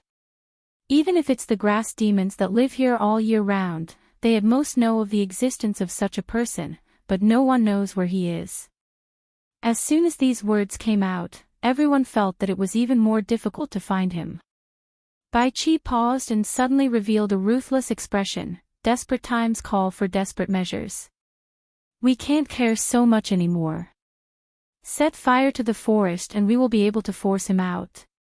If he really can help us like you said, even if we make a big commotion and alarm our opponents, we don't have to be afraid. Set fire to the ancient forest. Jean Tai's slender eyes flashed and he said sarcastically, this is a good idea, but I'm afraid that even if we force him out, not only will he not help us, but he will also take both of our lives. Do you think that our current opponents are not strong enough? Hearing this, Bai Qi remembered that the person they were looking for was probably the wood spirit, one of the 5 spirits of heaven and earth. Setting fire to the wood spirit's territory might really anger the wood spirit. Seeing that Bai Qi didn't say anything, Jean Tai glanced at the others and said, let's split up and search, we will have a higher chance of finding him. After saying that, he turned into a beam of light and flew into the depths of the forest, seeming to be a bit impatient. The remnants of the immortal palace obeyed and scattered in the dark forest. Before Qingniang left, she looked at Yu Qianqiu and wanted to say something, but she stopped for a while. She saw that Yu Qianqiu was holding the big bright wheel, and the emperor of the underworld and the saintess of the underworld were still there. She couldn't say anything, so she turned around and flew into the forest. Who knew that not long after she flew into the forest, her mother, Nia Xiaoqian, flashed to her side. Nia Xiaoqian was obviously worried about her inexperienced daughter risking her life in the ancient forest alone, so the two of them left together. In reality, everyone knew that the wood spirits in the ancient forest weren't just for show. There were many unknown dangers hidden in the depths of the forest. The four scattered commanders also coincidentally met up not far away. It wasn't that they didn't want to obey the immortal emperor's decree, it was just a coincidence. Thus, the four of them split into two groups, and the distance between the two groups wasn't too far. Big bright wheel. My cultivation level is low, so I'll have to trouble you to take care of me. Yu Qianqiu grabbed the big bright wheel's sleeve with a smile, and the big bright wheel nodded graciously. Just as the two of them were about to leave together, they heard the saintess of the underworld suddenly shout, "Niu Yud. You are my subordinate, so naturally, I will be the one to take care of you." She also flashed over. Bai Qi, who was floating barefoot, looked at the three of them and sneered. He indifferently interjected, "Jin Tai has already left, do you three still want to put on an act in front of me?" Yu Qianqiu. We haven't seen each other for a long time. Chapter 11:11. The three of them looked back at the same time. Yu Qianqiu showed a puzzled expression, looking at the underworld saintess, Taishu Xian, and then at the great bright wheel, but not at himself. Of course, it was inconvenient for him to look at himself, as he didn't seem to know who Yu Qianqiu was talking about. Bai Qi stared at Yu Qianqiu, who was pretending to be ignorant, and said with a faint smile, "Yu Qianqiu. Do you really want me to tear off the mask on your face to see you?" The great bright wheel's expression changed slightly, but the underworld saintess, Taishu Xian, remained calm. Yu Qianqiu was speechless. With Bai Qi's cultivation, it shouldn't be difficult for him to see that he was wearing a mask, but he didn't believe that Bai Qi could see his face behind the mask. At most, he would be suspicious, and maybe he was trying to trick him. Yu Qianqiu pointed at his nose and asked, "Is the Emperor of the Underworld calling me?" "My name is Niu Yud, how could the Emperor of the Underworld mistake me for Yu Qianqiu?" He wouldn't give up until he reached the Yellow River. Mistake. Bai Qi snorted, feeling somewhat unhappy, but he still maintained his gentlemanly demeanor, pointing at Yu Qianqiu and saying with a smile, "If you were standing in front of me alone, I probably wouldn't think that you were Yu Qianqiu. The Great Bright Will has a close relationship with the two Yao cultivators of the World Chamber of Commerce, so he must have a close relationship with you as well. As for the minor immortal cultivator who could be favored by the saintess, I only heard her mention a fellow called Yu Qianqiu, and never heard her mention anyone else. Also, don't forget that we talked face to face in the Endless Cliffs. It's rare to see a minor immortal cultivator who needs my concentration to see their cultivation. It can't be that so many things happen at the same time, right? Yu Qianqiu. You can hide it from Lady Jean, but you can't hide it from me. I treated you with sincerity, do you think it's necessary to hide it in front of me?" It turned out that there were so many flaws. It seemed like he had no choice but to admit it. Yu Qianqiu let out a bitter smile while rubbing his nose. He bowed to Bai Qi and said, "Emperor of the Underworld, please forgive me. I really had no choice. Yu Qianqiu knows his mistake. It's good that you know your mistakes." Bai Qi glanced at the underworld saintess and easily forgave her. He smiled faintly and said, "Naturally, you have your reasons for hiding your true appearance. It has nothing to do with me, so I don't need to pursue it. But I think you don't want to see the Heartless Palace dominate the world, so we should try our best to find the person Jin Tai mentioned." As soon as he finished speaking, he immediately dashed into the dense forest. As expected, he did not pursue Yu Qianqiu. It seemed like he was trying to be friendly. The remaining three looked at each other in the forest.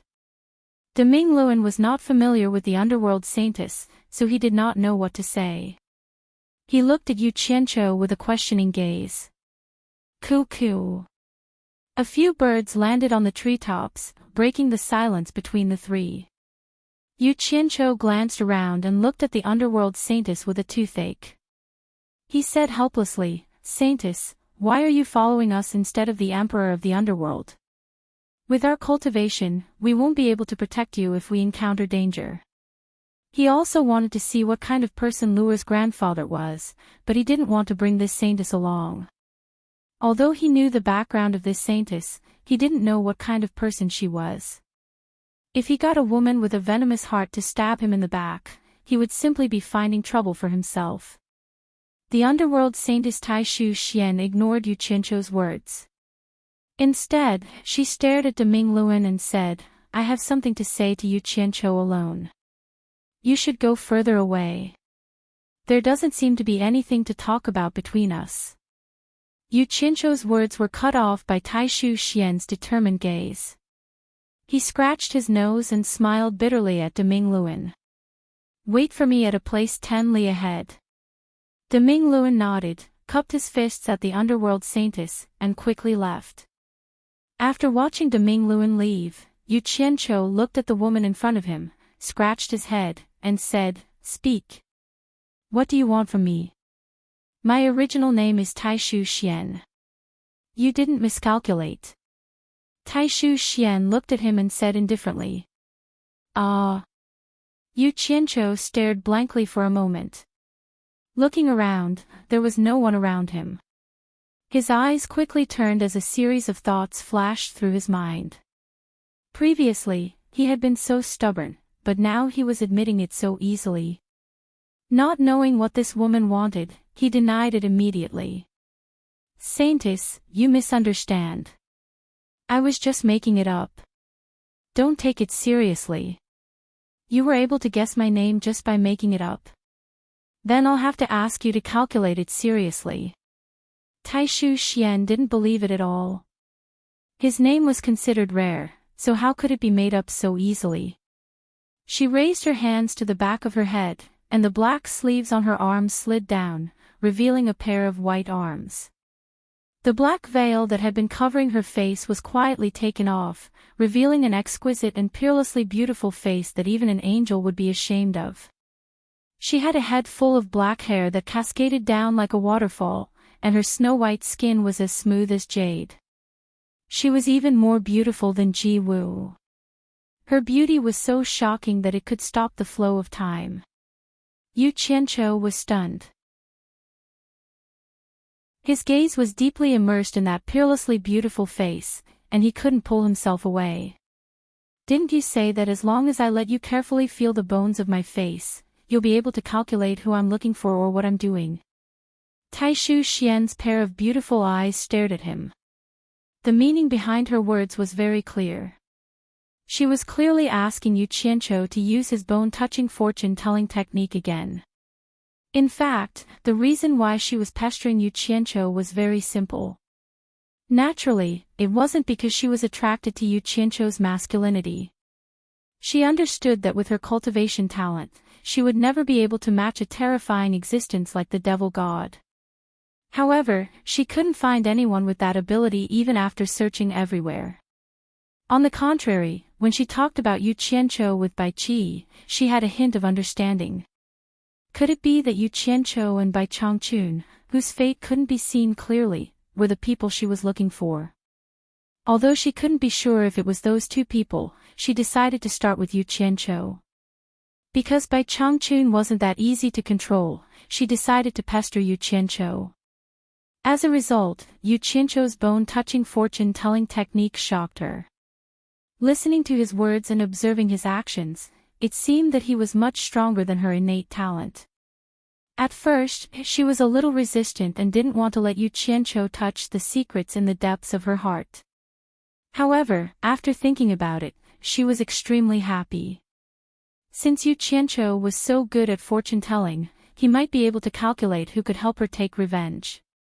Therefore, this scene happened. Looking at the beautiful face in front of him, Yu Qianqiu came back to his senses. He couldn't help but smile bitterly. He thought to himself, indeed, dragons give birth to dragons, phoenixes give birth to phoenixes, and mice give birth to children that know how to dig holes. No wonder she was the daughter of Ming, who could attract the devil god and the ancestor of all demons at the same time. The genes that she was born with couldn't be erased. From this, it could be seen how beautiful Ming was in the past. The beauty in front of him made Yu Qianqiu's fingers twitch. He rubbed his hands and smiled awkwardly. Since it's the order of the saintess, how can Yu Qianqiu dare to disobey? What he meant was, then I won't be polite. He pretended to be in a difficult position and strode over to her. Seeing him walking over, Taishu Xian's heart was also beating wildly. No man had ever touched her face. She bit her lips slightly and slowly closed her eyes. Yu Qianqiu, who was walking over, stretched out a finger to hook the beautiful jade-like jaw. A smile of success appeared on his face. In his mind, he was already thinking whether he should touch the soft and nice parts of the woman's body next. However, unfortunately, when he moved forward, a ray of sunlight shone through the shade of the trees and directly shone on his eyes. Disappointing. Yu Qianqiu tilted his head to avoid the dazzling sunlight. When his finger almost touched the other's chin, he looked at the delicate and beautiful face with closed eyes and suddenly paused. In his mind, Grandma Yan's earnest expectation in the boundary formation of heavens appeared. He had promised Taishu Xian that he would tell Taishu Xian that Grandma Yan missed her very much. Did he really want to take advantage of her for a moment of pleasure? Yu Qianqiu's outstretched hand slowly dropped down, and the snicker on his face gradually disappeared. Regardless of whether he would offend Taishu Xian by doing this, at least he could have a good relationship with Grandma Yan in the boundary formation of heavens. Maybe she could help him in the future. How could he lose the big picture because of a small gain? Looking at Taishu Xian, who seemed to notice that something was wrong and was about to open her eyes, Yu Qianqiu took a step back and said with a wry smile, Taishu Xian. Grandma Yan misses you very much. Grandma Yan. Taishu Xian was very moved. She opened her eyes and said with a pair of beautiful eyes, this is also calculated by you.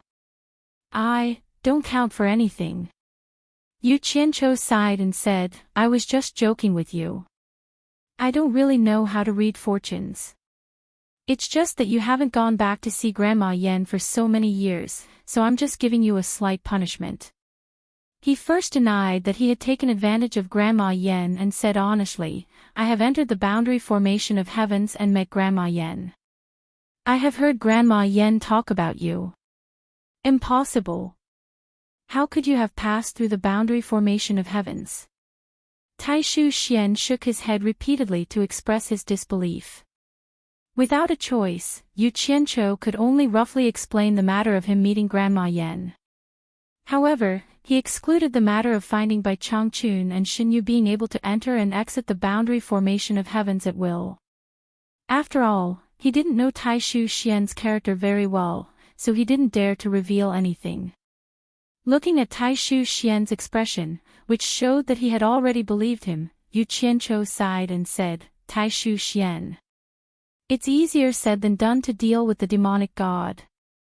Currently, the immortal realm and the netherworld are already in chaos. Although your cultivation is higher than mine, I'm afraid it's not enough to guarantee your own safety. You'd better go back. Grandma Yan really misses you. Go back. Taishu Xian muttered to himself in a daze, if I don't take revenge for my parents, how can I calm down and stay there? I have already conveyed Grandma Yan's words.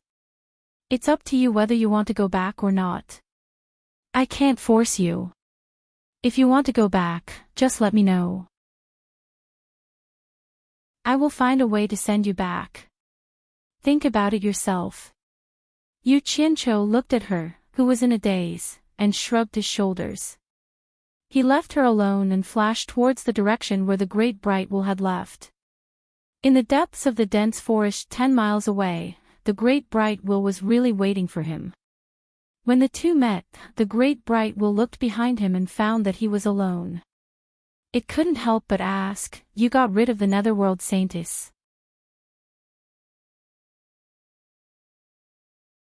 Chapter 11-12. Ignore her for now. Let's see if we can find the person Jintai mentioned. That person might be an old acquaintance of Wei Chuanqiu's. Yu Qianqiu's gaze searched around, thinking of where to look. Wei Chuanqiu knows him. Deming Luan was a little surprised. He didn't know when Wei Chuanqiu knew such a powerful person. He had never heard of him. He looked around in disbelief. This ancient forest is so vast. Do we really have to search one area at a time? Search one area at a time. Yu Qianqiu shook his head. I'm afraid we won't be able to find that person even if we search the entire ancient forest. I heard Wei Chuanqiu say that the person's residence seems to be in another world. Moreover, the entrance is erratic. It's not like the other two worlds that are fixed in one place after the passage opens. It's very mysterious.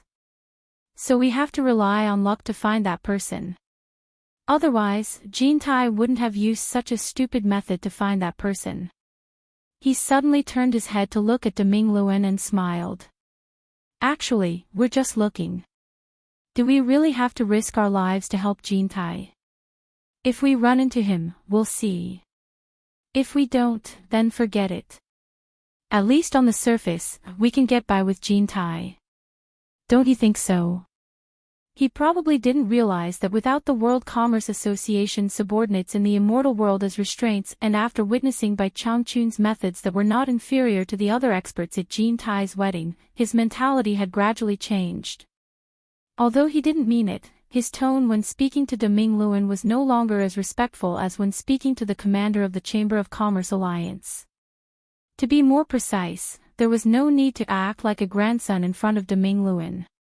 And the great bright will had accompanied him step by step, and he had subconsciously become a little unconcerned. Yu Qianqiu's mysterious means of sending Wei Chuanqiu and a large group of people to the Divine Ruin Realm, as well as his relationship with the Underworld Emperor and the Underworld Saintess, had all shocked him. Now he realized that this lad was somewhat unfathomable. Most importantly, Wei Chuanqiu and Yunpeng had a close relationship with this kid. Adding to the fact that they had risked their lives to save him, Deming Luan's mentality had changed greatly.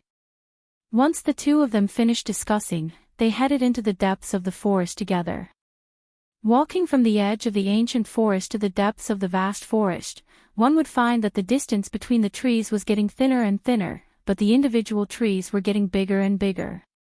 Even a dozen people holding hands would not be able to encircle these trees. Some of these towering trees were even hundreds of feet tall, and some of them had a canopy that could cover a radius of several miles, or even dozens of miles. The trunks of these trees were as sturdy and majestic as a city. It was hard to imagine how many years of snow, rain, wind, and frost they had experienced to grow to such a size. The magnificent trees attracted Yu Qianqiu from time to time to climb up to the crown of the trees. Standing on the branches, he looked around at the undulating green ocean.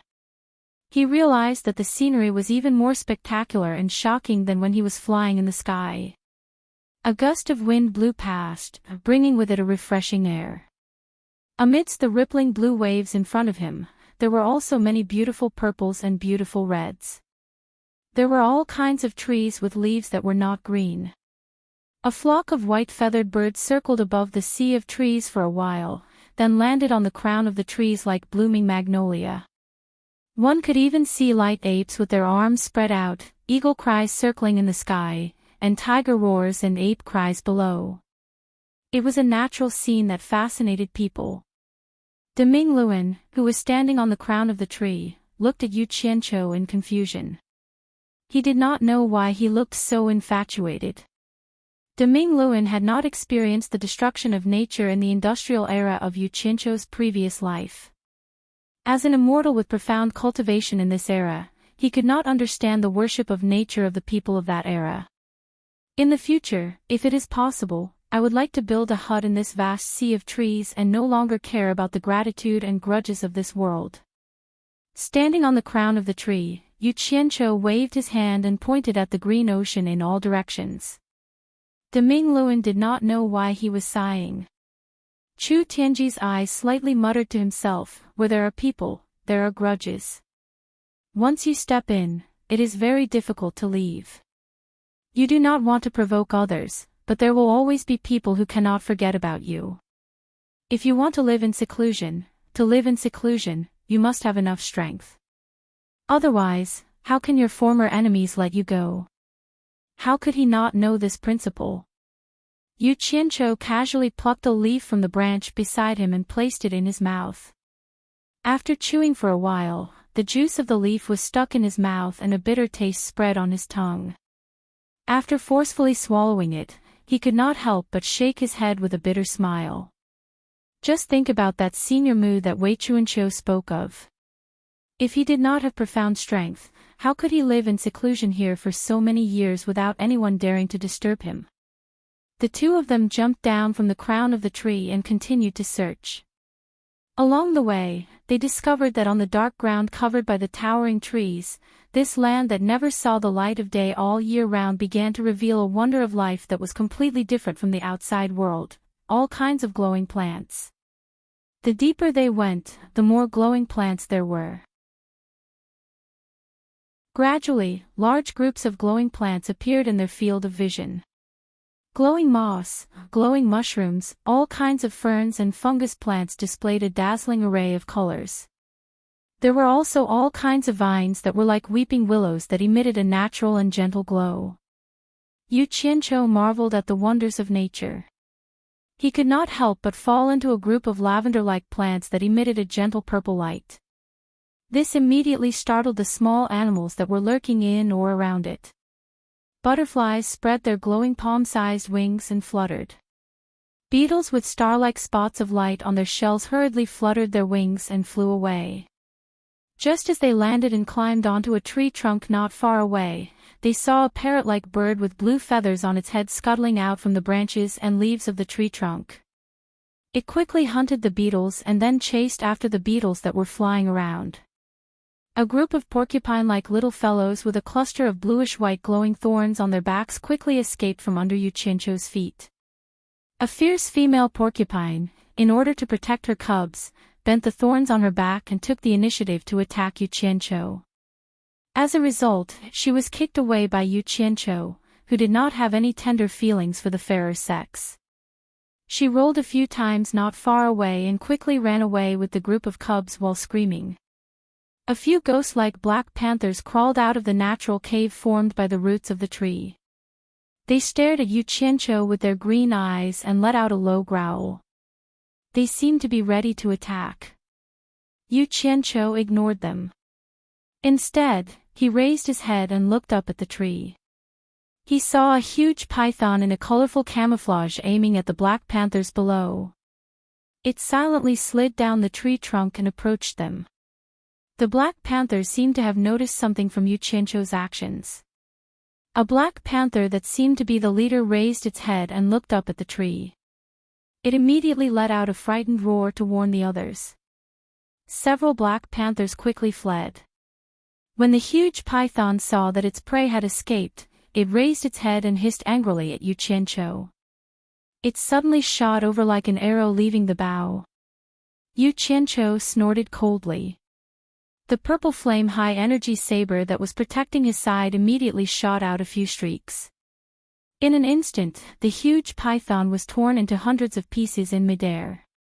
It fell to the ground in a rain of blood. The gorgeous and enchanting colors were immediately mixed with the smell of blood.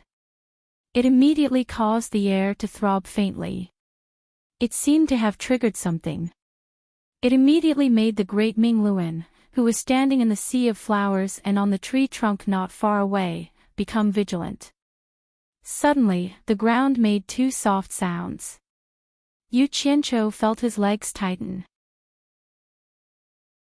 He saw two tree roots that were as thick as an arm bursting out from the ground and wrapping around his legs. The roots quickly extended upwards and pierced towards Yu Qianqiu's chest like a sharp spear. Yu Qianqiu quickly grabbed it with both of his hands. He looked around and said, "What evildoer?" Before he could finish his sentence, the ground made a series of popping sounds. Hundreds of tree roots pierced towards him like spears. Yu Qianqiu shouted sternly, "You're courting death." His whole body exploded with a purple light that was condensed from a high temperature. Wherever the purple light flashed, all the plants turned into ashes. The tree roots that had shot out were instantly destroyed. A muffled groan was heard from the forest. The great Ming Luan, who was standing on the tree trunk, stared at a big tree in front of him like an eagle. He waved his sleeves and a dozen bright moon-like light discs quickly shot out. With a series of so-so sounds, the dozens of light discs instantly destroyed the ancient tree in front of him. Audacious human. The remaining half of the big tree let out a strange cry. With a hong sound, it sunk into the ground. The dozens of light discs immediately chased after the deep pit that had appeared on the ground with a so-so sound. With a series of rumbling sounds, the light discs burst out from the ground and burrowed back into the great Ming Luan's sleeves. The originally serene atmosphere in the surroundings immediately became treacherous. It's a tree demon. Its ability to burrow underground is not bad. It runs really fast. The great Ming Luan snorted and looked around. He then frowned and said, "I'm afraid we've gotten into trouble. It's not good to stay here for long. It's better to leave as soon as possible. It's not that we're afraid of them. It's just that there are many plant demons in this ancient forest. It'll be very troublesome to get entangled with them." Just as Yu Qianqiu nodded his head, he heard a rumbling voice coming from all directions. "You want to leave?" Too late. The shadows of the trees in all directions danced in the wind. The surrounding ancient trees suddenly grew and covered the sky. In an instant, they sealed off all directions. The great Ming Luan flashed to Yu Qianqiu's side. Both of them floated in the air. Countless tree roots emerged from the ground. In a short while, all the glowing plants on the ground were annihilated in the churning soil. The tree roots on the ground were entangled tightly. The light in the surroundings immediately disappeared. It was pitch black.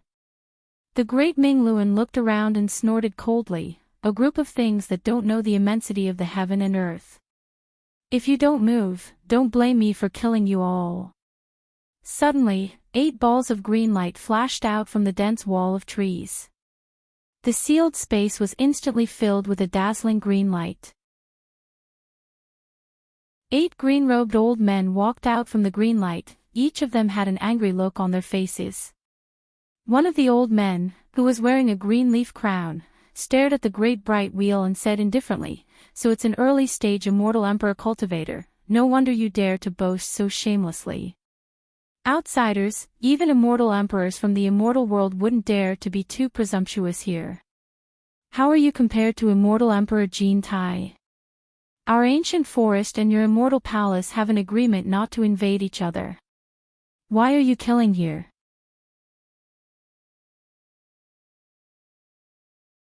Chapter 11-13. From the looks of it, this person seemed to be the leader of these people.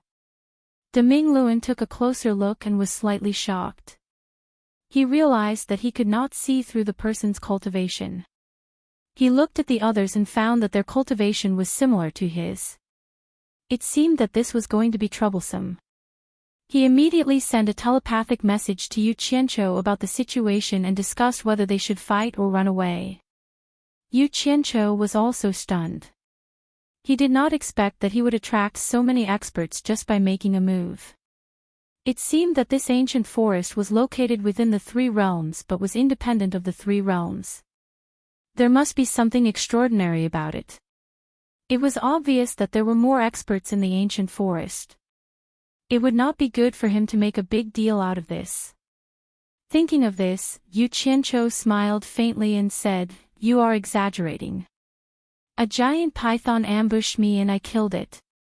Then, a tree demon attacked me first. I did not kill it because this is the ancient forest. If I really wanted to start a massacre, do you think it would have a chance to run? As he spoke, there was a buzzing sound. His entire body was instantly enveloped by purple flames like firewood that had been ignited. An intense heat surged out. The green light that was flickering on the bodies of the 8 people instantly retracted and formed a protective aura on the surface of their bodies, resisting the frightening heat that made their hearts palpitate. All of them looked at Yu Qianqiu in shock and bewilderment. All of them felt a terrifying power that naturally countered each other, causing their hearts to tremble. The pupils of the old man wearing the green leaf crown suddenly shrank and he suddenly cried out, "This is purple fire, purple fire. Purple fire of the true Samadhi fire." The other 7 people also cried out, "Purple fire." Deming Luan felt the terrifying temperature around his body. He also looked at Yu Qianqiu in bewilderment. He didn't know how many more secrets this fellow had. The tangled roots on the ground and the surrounding tree walls were visibly shrinking with a squeaking sound. It seemed that they were in great pain. Yu Qianqiu only wanted to show off. He did not want to become enemies with them. He quickly retracted the terrifying heat and the purple fire into his body. He looked at them with a smile, indicating that he really did not have any evil intentions. Once the purple fire disappeared, the 8 of them finally stabilized their trembling souls. At this moment, they realized that they could not see through Yu Qianqiu's cultivation. The 8 of them looked at each other, and the green light on the surface of their bodies retracted back into their bodies. The entangled tree roots on the ground quickly separated and retracted back into the soil. The surrounding tree walls also quickly retracted, and the ancient trees returned to their original positions. The hazy light began to shine down from the sky again. However, the various kinds of light plants that were buried in the soil could not be restored. The scattered light of the plants could be seen in the soil after the tumble. Of the light of the ground of the earth was much darker than before. I admit that your purple fire can restrain us. However, this is not a place for you to behave atrociously. The old man wearing the green leaf crown stared at Yu Qianqiu and said in a deep voice, "Since nothing serious happened, we do not want to make things difficult for you. We hope that you will abide by the agreement between us and the immortal palace. Please leave quickly." "Humph." Deming Luan immediately snorted. Previously, they were not so easy to talk to. It was obvious that they were here to punish us. Now that they realized that something was wrong, they immediately became easy to talk to. Yu Qianqiu glanced at him. He knew what that "humph" meant. However, although the purple fire was powerful, if he used it with his own cultivation, he would not be able to gain the upper hand if he really fought with these experts. The main reason was that the difference between their cultivation was too big. Moreover, he did not want to become enemies with the people in the ancient forest. "Leave quickly." Yu Qianqiu raised his eyebrows. He shook his head and said with a smile, "I am afraid that I will have to disappoint you. This time, I was invited to the Woodkiller Sea as a guest. I have not met Senior Mu yet. How can I leave so easily?" Woodkiller Sea. A few people frowned and muttered. It seemed that it was the first time they had heard of this. As for Senior Mu, there were simply too many people in the ancient forest who could be called Senior Mu. The 8 of them were no exception. It was also the first time that Deming Luan had heard of this place. However, he believed that Yu Qianqiu did not say it casually. There must be a reason for him to say it at this time. As he pondered, he felt that this Yu Qianqiu was a bit mysterious. In fact, Yu Qianqiu didn't know about the Woodkiller Sea. He had only heard Wei Chuanqiu mention it once, so he casually used it. In any case, he never had any psychological burden when he spoke carelessly. Yu Qianqiu's gaze swept across the 8 people. From the eyes of the old man wearing the emerald leaf wooden crown, he caught a trace of surprise and uncertainty.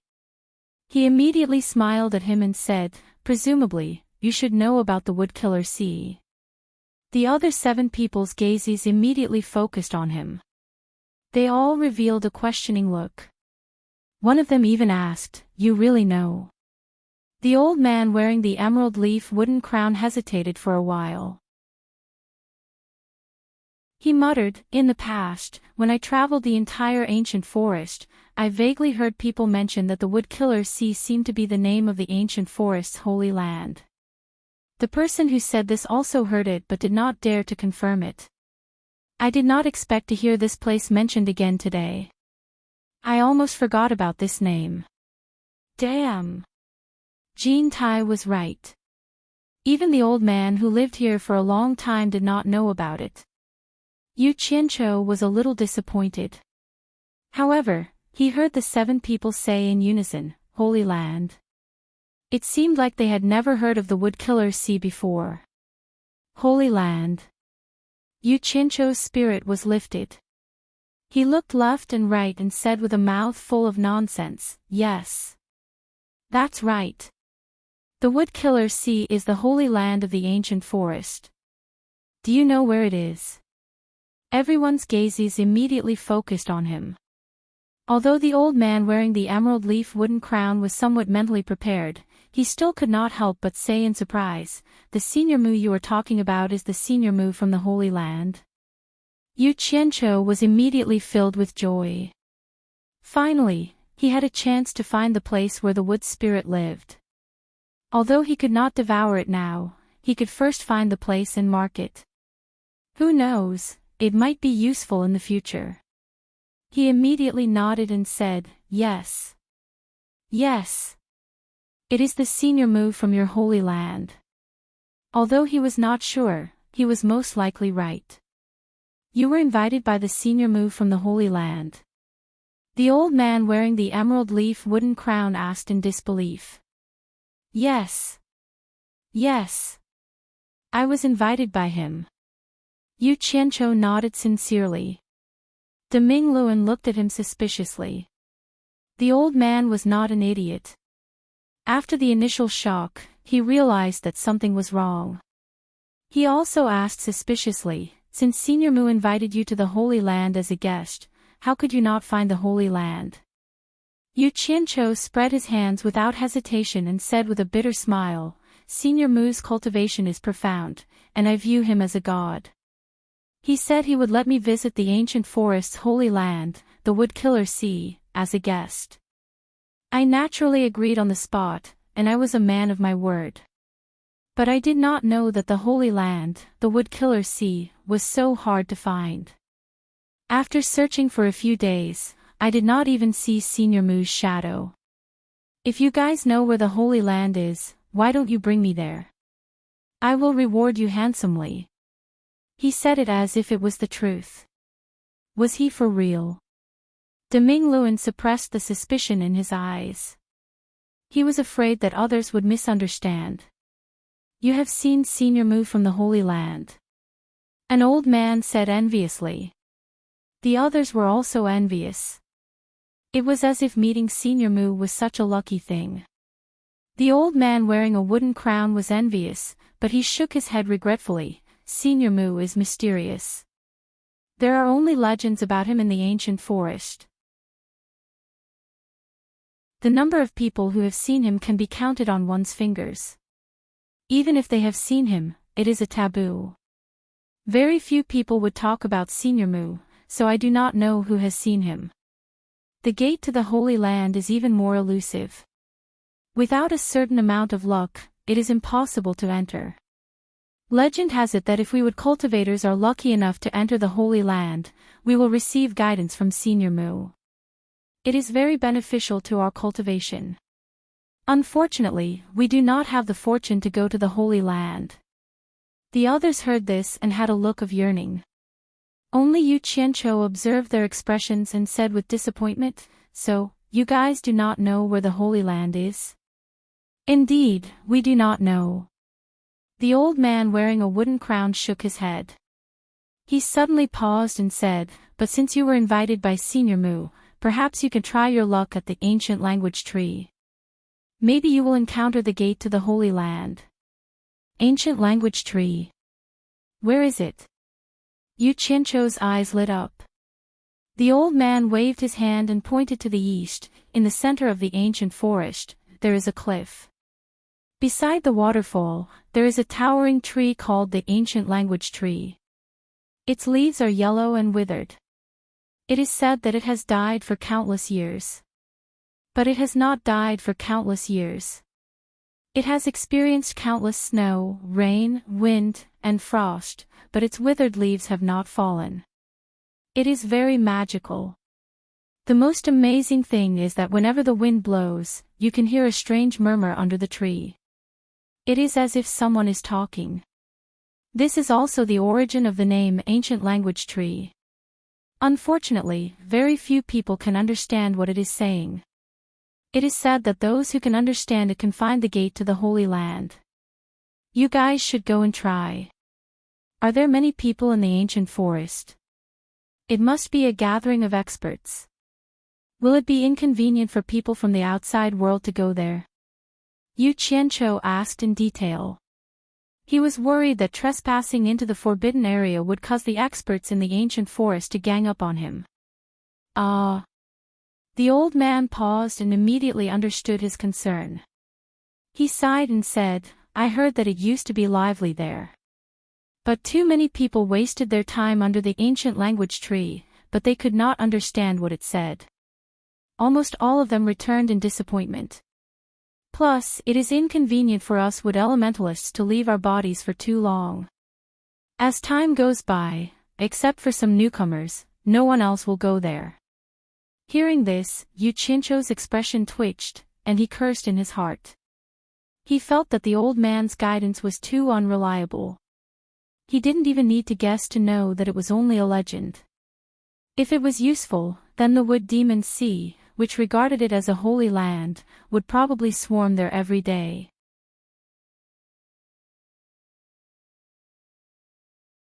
Chapter 11:14. The old man seemed to know that this matter was not very reliable and was afraid of making the other party unhappy.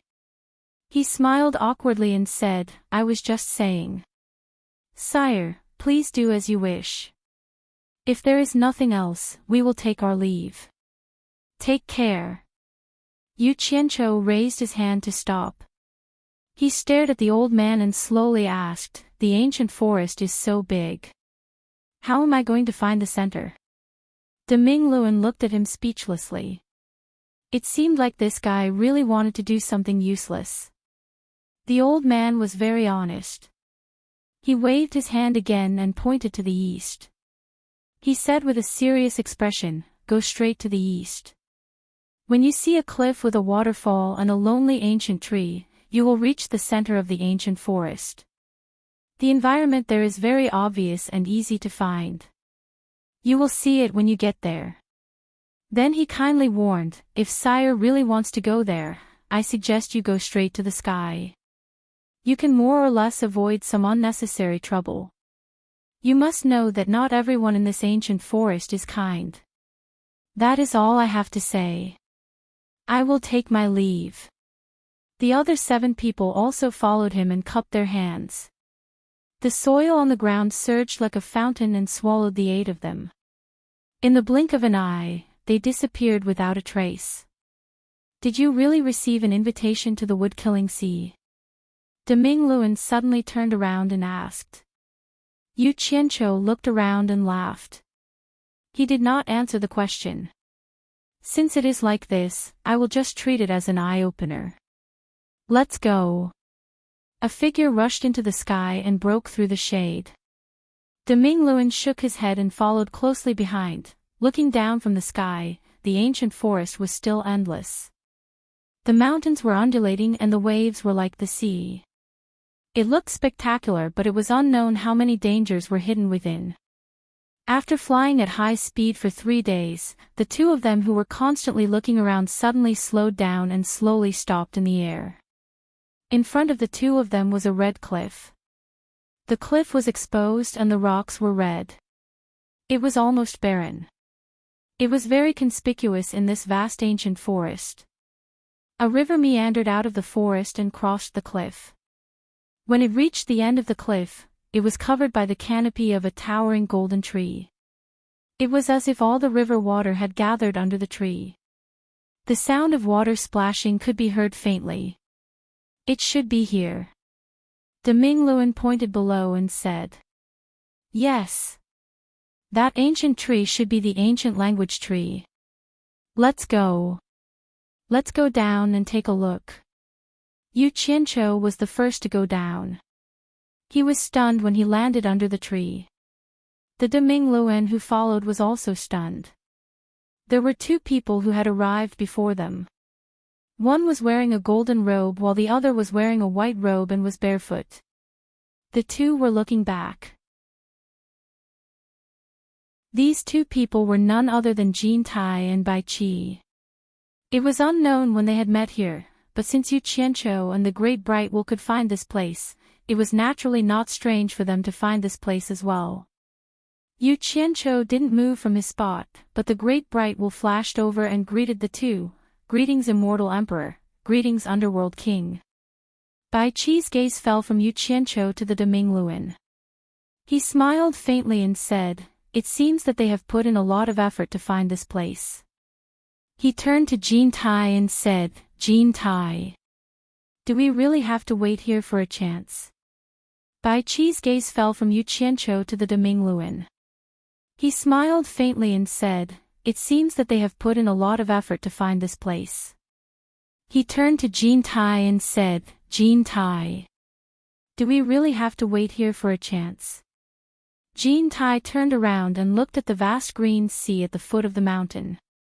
He pointed to both sides of the cliff and said, "You search from this side, I'll search from that side. We'll flank both sides." He then pointed to the front and signaled to Demingluan, "All of you search from the middle." This all of you obviously included Yu Qianqiu. Bai Qi looked ahead and was silent for a while. He said slowly, "What if we can't find it?" Jin Tai said resolutely, "Then we will lure Wang Qing and the rest here and then set a few big fires to burn the ancient forest. I want to see how long Old Man Mu can hide." Bai Qi raised his eyebrows and suddenly looked at him and said, "You mean, to kill with a borrowed knife? Lure Wang Qing and the rest here and then set fire to the ancient forest. Then push the blame to Wang Qing and the rest and let that Old Man Mu settle the score with them." "That's what you said, I didn't say that." Jin Tai snorted coldly and turned into a stream of light and shot to the left. Bai Qi sneered and turned to smile at Yu Qianqiu. Then, he also turned into a stream of light and shot to the right. Two rays of light, one gold and one white, flew along the cliff and disappeared into the dense forest in the distance in the blink of an eye. This red bare cliff was like a plain. No one knew how the river that was tens of meters wide was formed. Yu Qianqiu walked along the shore towards the great Ming Will under the ancient tree. From time to time, fat fish jumped out of the water and fell back into the water. When he reached the edge of the steep cliff, he saw that the river suddenly turned into a crystal waterfall, and the sound of water flowing could be heard. Incomparably thick tree roots climbed up the cliff like countless pythons, and even stubbornly rooted into the red rocks. More than a dozen tree roots drilled out from the mountain wall in the waterfall, extending down the mountain wall along the waterfall. Strong and powerful tree roots could also be seen in the river on the cliff. The exposed roots of the ancient tree occupied an area of several hundred meters on the cliff. In fact, the entire tree was small compared to some of the towering trees in the ancient forest, but it was estimated to be at least 100 meters tall. The trunk would not be able to be encircled by less than 20 people. The branches were bronze in color and spread out in all directions, and were covered with golden leaves the size of a palm. It was like a golden canopy protecting the area. The red cliff was almost barren, there was a clear river, and there was a yellow ancient tree. On the other side of the cliff was a green ancient forest, and there were blue sky and white clouds. The colors were so distinct that it made people feel like they were in an oil painting. Yu Qianqiu had taken out a flying sword at some point in time. He stood on the thick and exposed roots of the tree and forcefully hacked at the ancient tree a few times. Unexpectedly, the sound of metal clashing could be heard. After spending a lot of effort to chop off a piece of rough bark, he turned around and shouted to Demingluin, "It's really a withered tree, but it's really hard. No wonder it can stand here for so long." After saying that, he directly sat on the thick roots and rested with his back against the big tree. Demingluin was speechless. He walked towards him and asked, "What do we do now? Do you really want to try your luck here? There's no smoke without fire. With this legend, there must be some truth to it. Since I'm here, I'll just take things as they come. If I don't try, how will I know if it's true or not?" Yu Qianqiu laughed and lay there with his hands on his head. Demingluin, who was originally worried about the future of the immortal palace after it collapsed, was also infected by his emotions. Thinking that this guy had a backup plan, there was indeed nothing to worry about.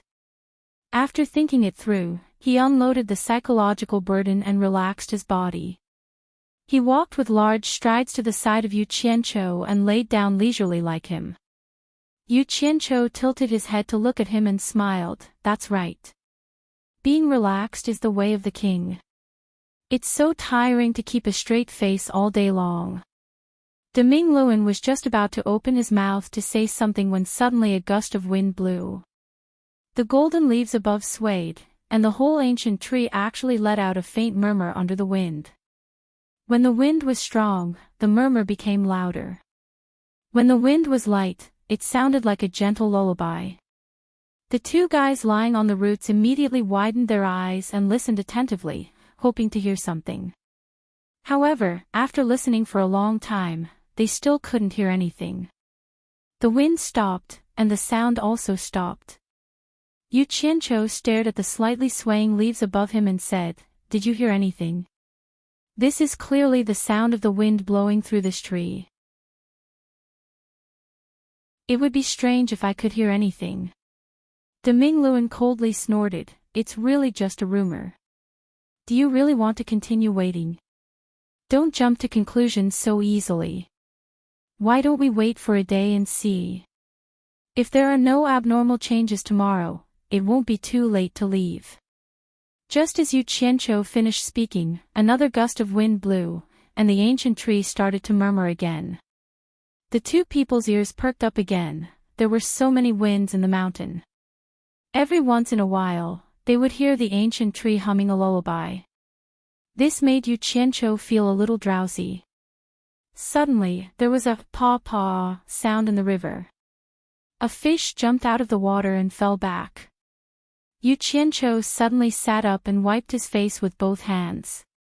He felt that it was too dangerous to fall asleep in a place like this. When he turned around, Demingluin had already sat up and was looking at him with a cold smile. It seemed to be saying, "You can even fall asleep here, I really have to give it to you." Yu Qianqiu smiled awkwardly and said, "I'll go get something to relieve my fatigue." Then, he dashed towards the bottom of the cliff far away.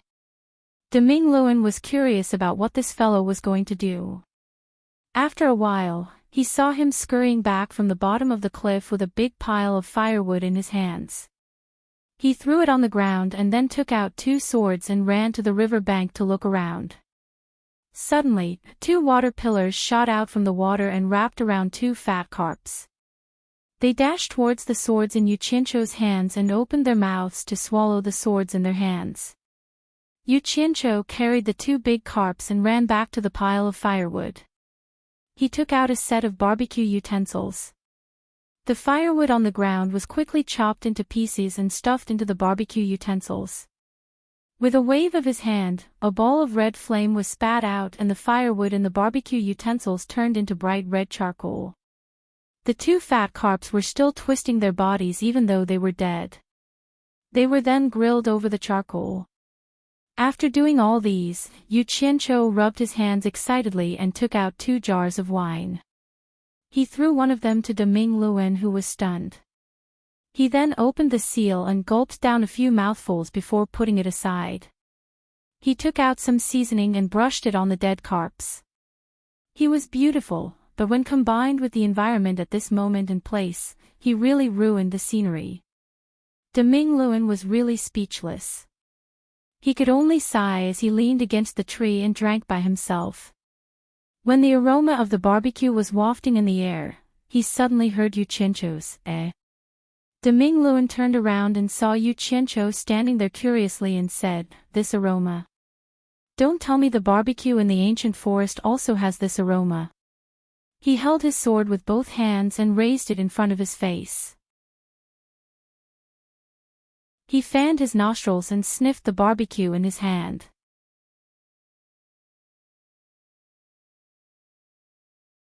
Chapter 11:15. What's wrong? Great Bright Will asked indifferently. He suddenly realized that this fellow's words and actions seemed to be incompatible with this world.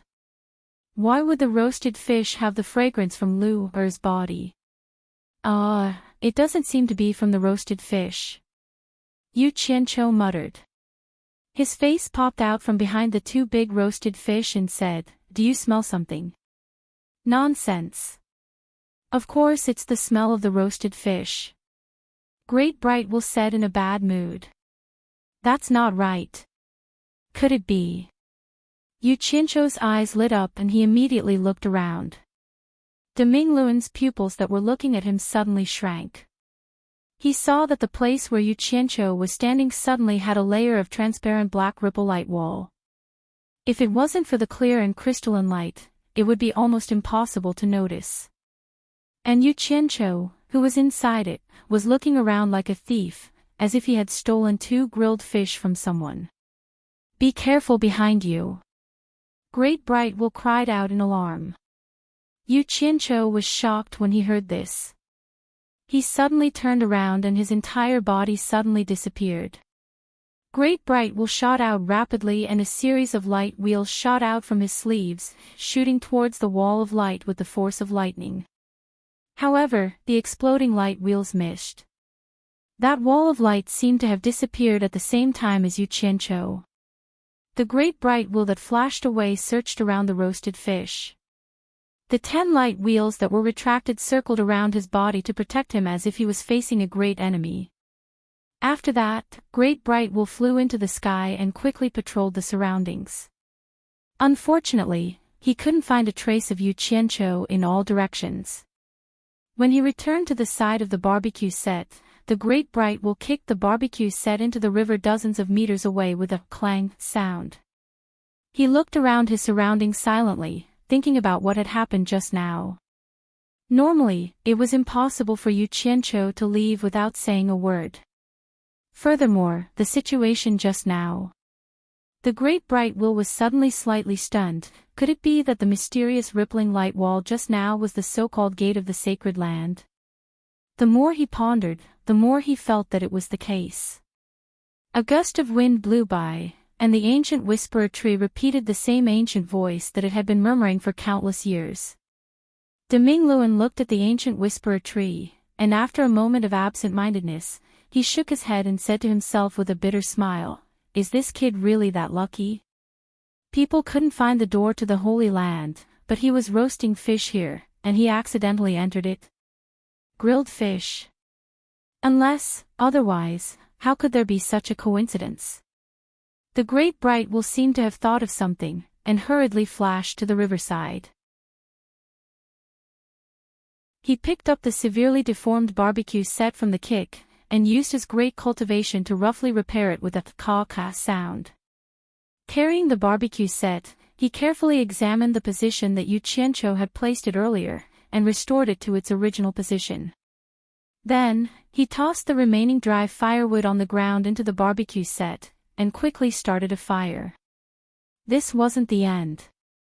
He also took out 2 flying swords, and with a shwa-shwa sound, he stabbed 2 fat carps into the riverside. After everything was ready, he imitated Yu Qianqiu's previous actions, and also pretended to roast the fish.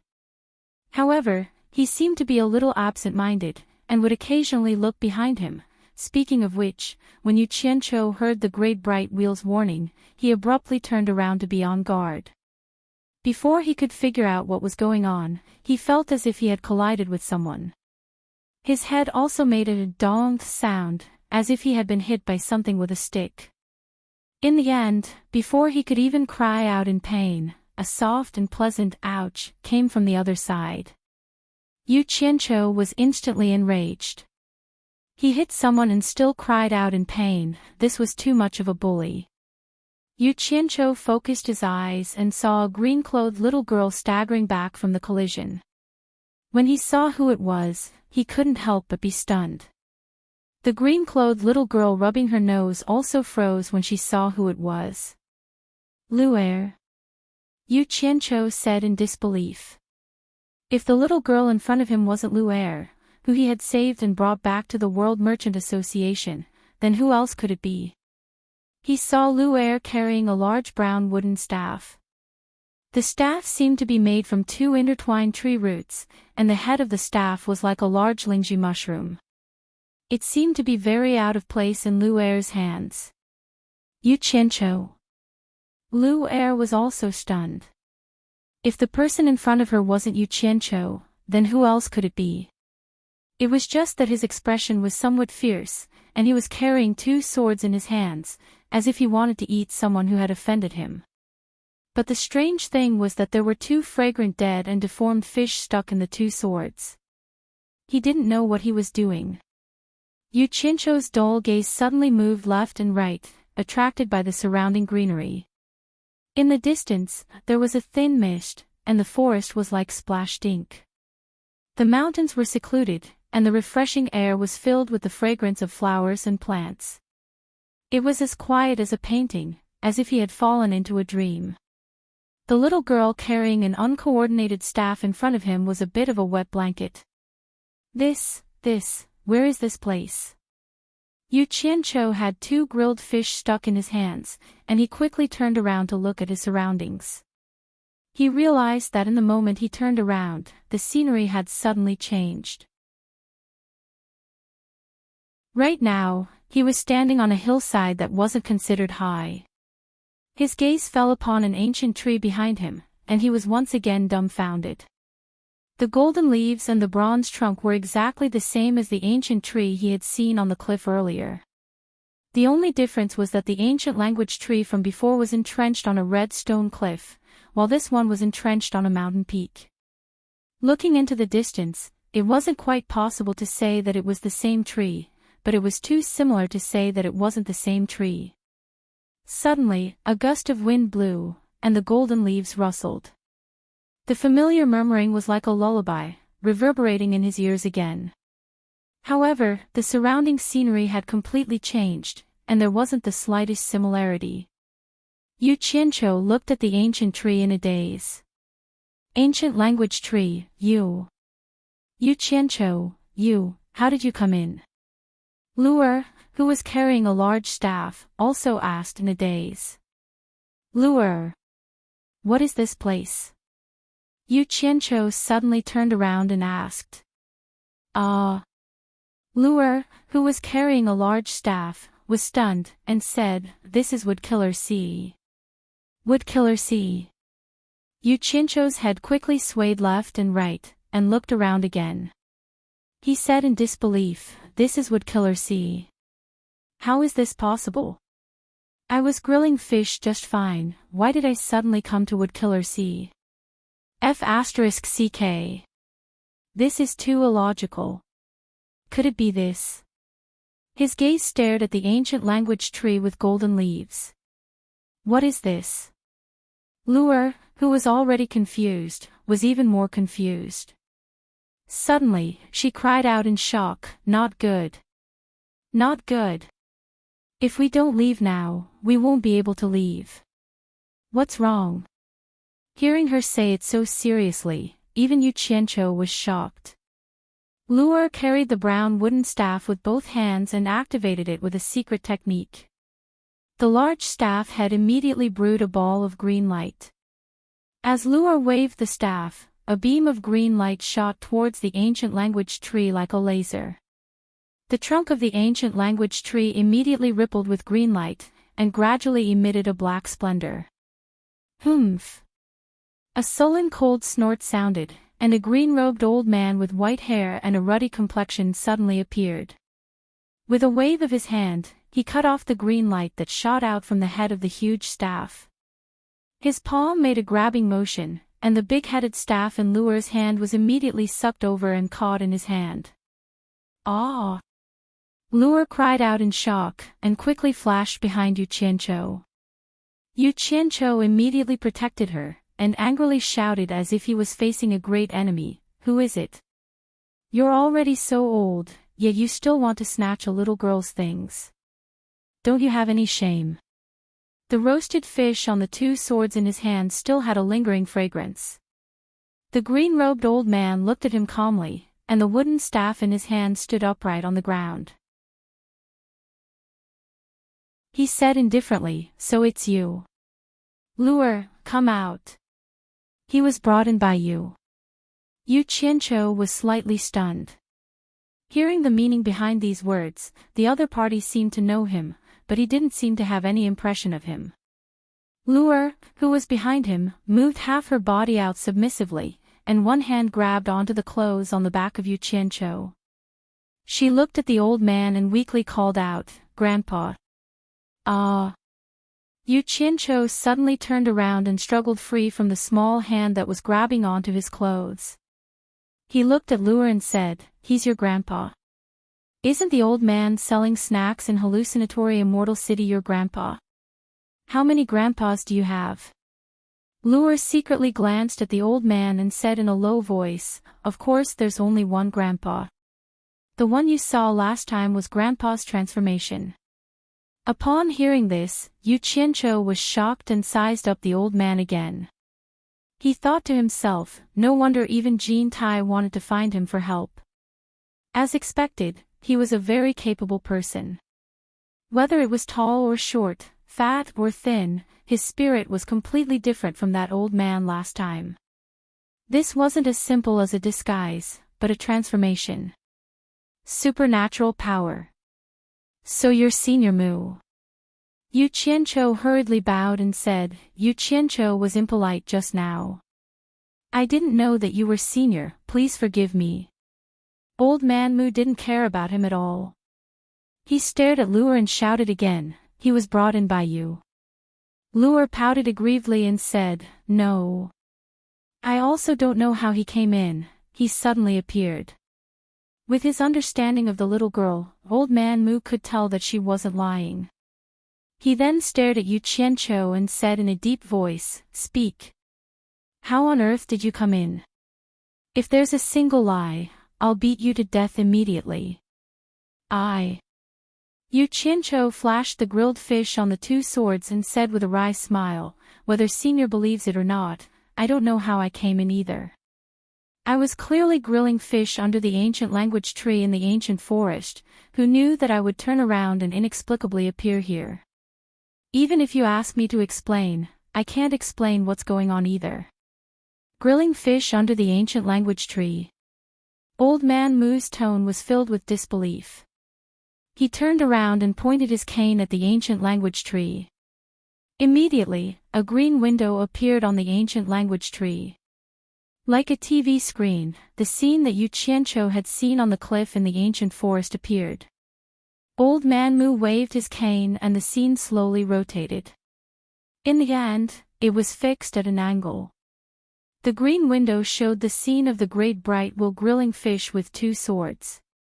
That guy didn't mind grilling fish, but he kept looking around vigilantly from time to time. His eyes clearly met with the three people here, but he continued to look around vigilantly as if he hadn't seen anything. Judging from the angle from which the window was looking at the great bright wheel, Yu Qianqiu estimated that the place where the great bright wheel was observing the ancient language tree on the cliff. He didn't expect that the ancient language tree could also monitor the outside world. It was really amazing.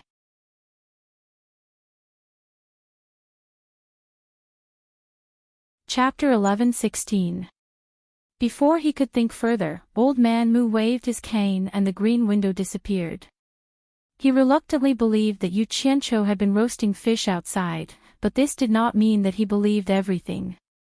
He turned around and stared at Yu Qianqiu with his deep eyes. You went to the ancient language tree in the ancient forest to roast fish. If you can't give me a reasonable explanation, although I am not a bloodthirsty person, I will not be lenient to those with ulterior motives. Yu Qianqiu secretly communicated with Utopia, and when he noticed that it was unobstructed, he immediately had the confidence to protect himself. He immediately said bluntly, "To tell you the truth, I came to look for you." "Look for me?" Old Man Mu was slightly stunned and then snorted. "Did that little bat ask you to come?" "Little bat?" Yu Qianqiu was stunned and then realized that he was talking about Wei Chuanqiu. He shook his head and smiled bitterly. "Senior, you misunderstood me. I didn't want to take the risk here, but I couldn't disobey Immortal Emperor Jin Tai's orders, so I had to bite the bullet and come here. I never thought that I would really meet you, but who knew that I would run into you? Jin Tai asked you to look for me." Old Man Mu also showed a hint of confusion on his face. "He didn't ask me to come alone. The person who was roasting fish outside just now also asked me to come. There are a total of 11 people, including Immortal Emperor Jin Tai and Emperor of the Netherworld Bai Qi. Everyone is scattered throughout the entire ancient forest to look for you, Senior," Yu Qianqiu said respectfully.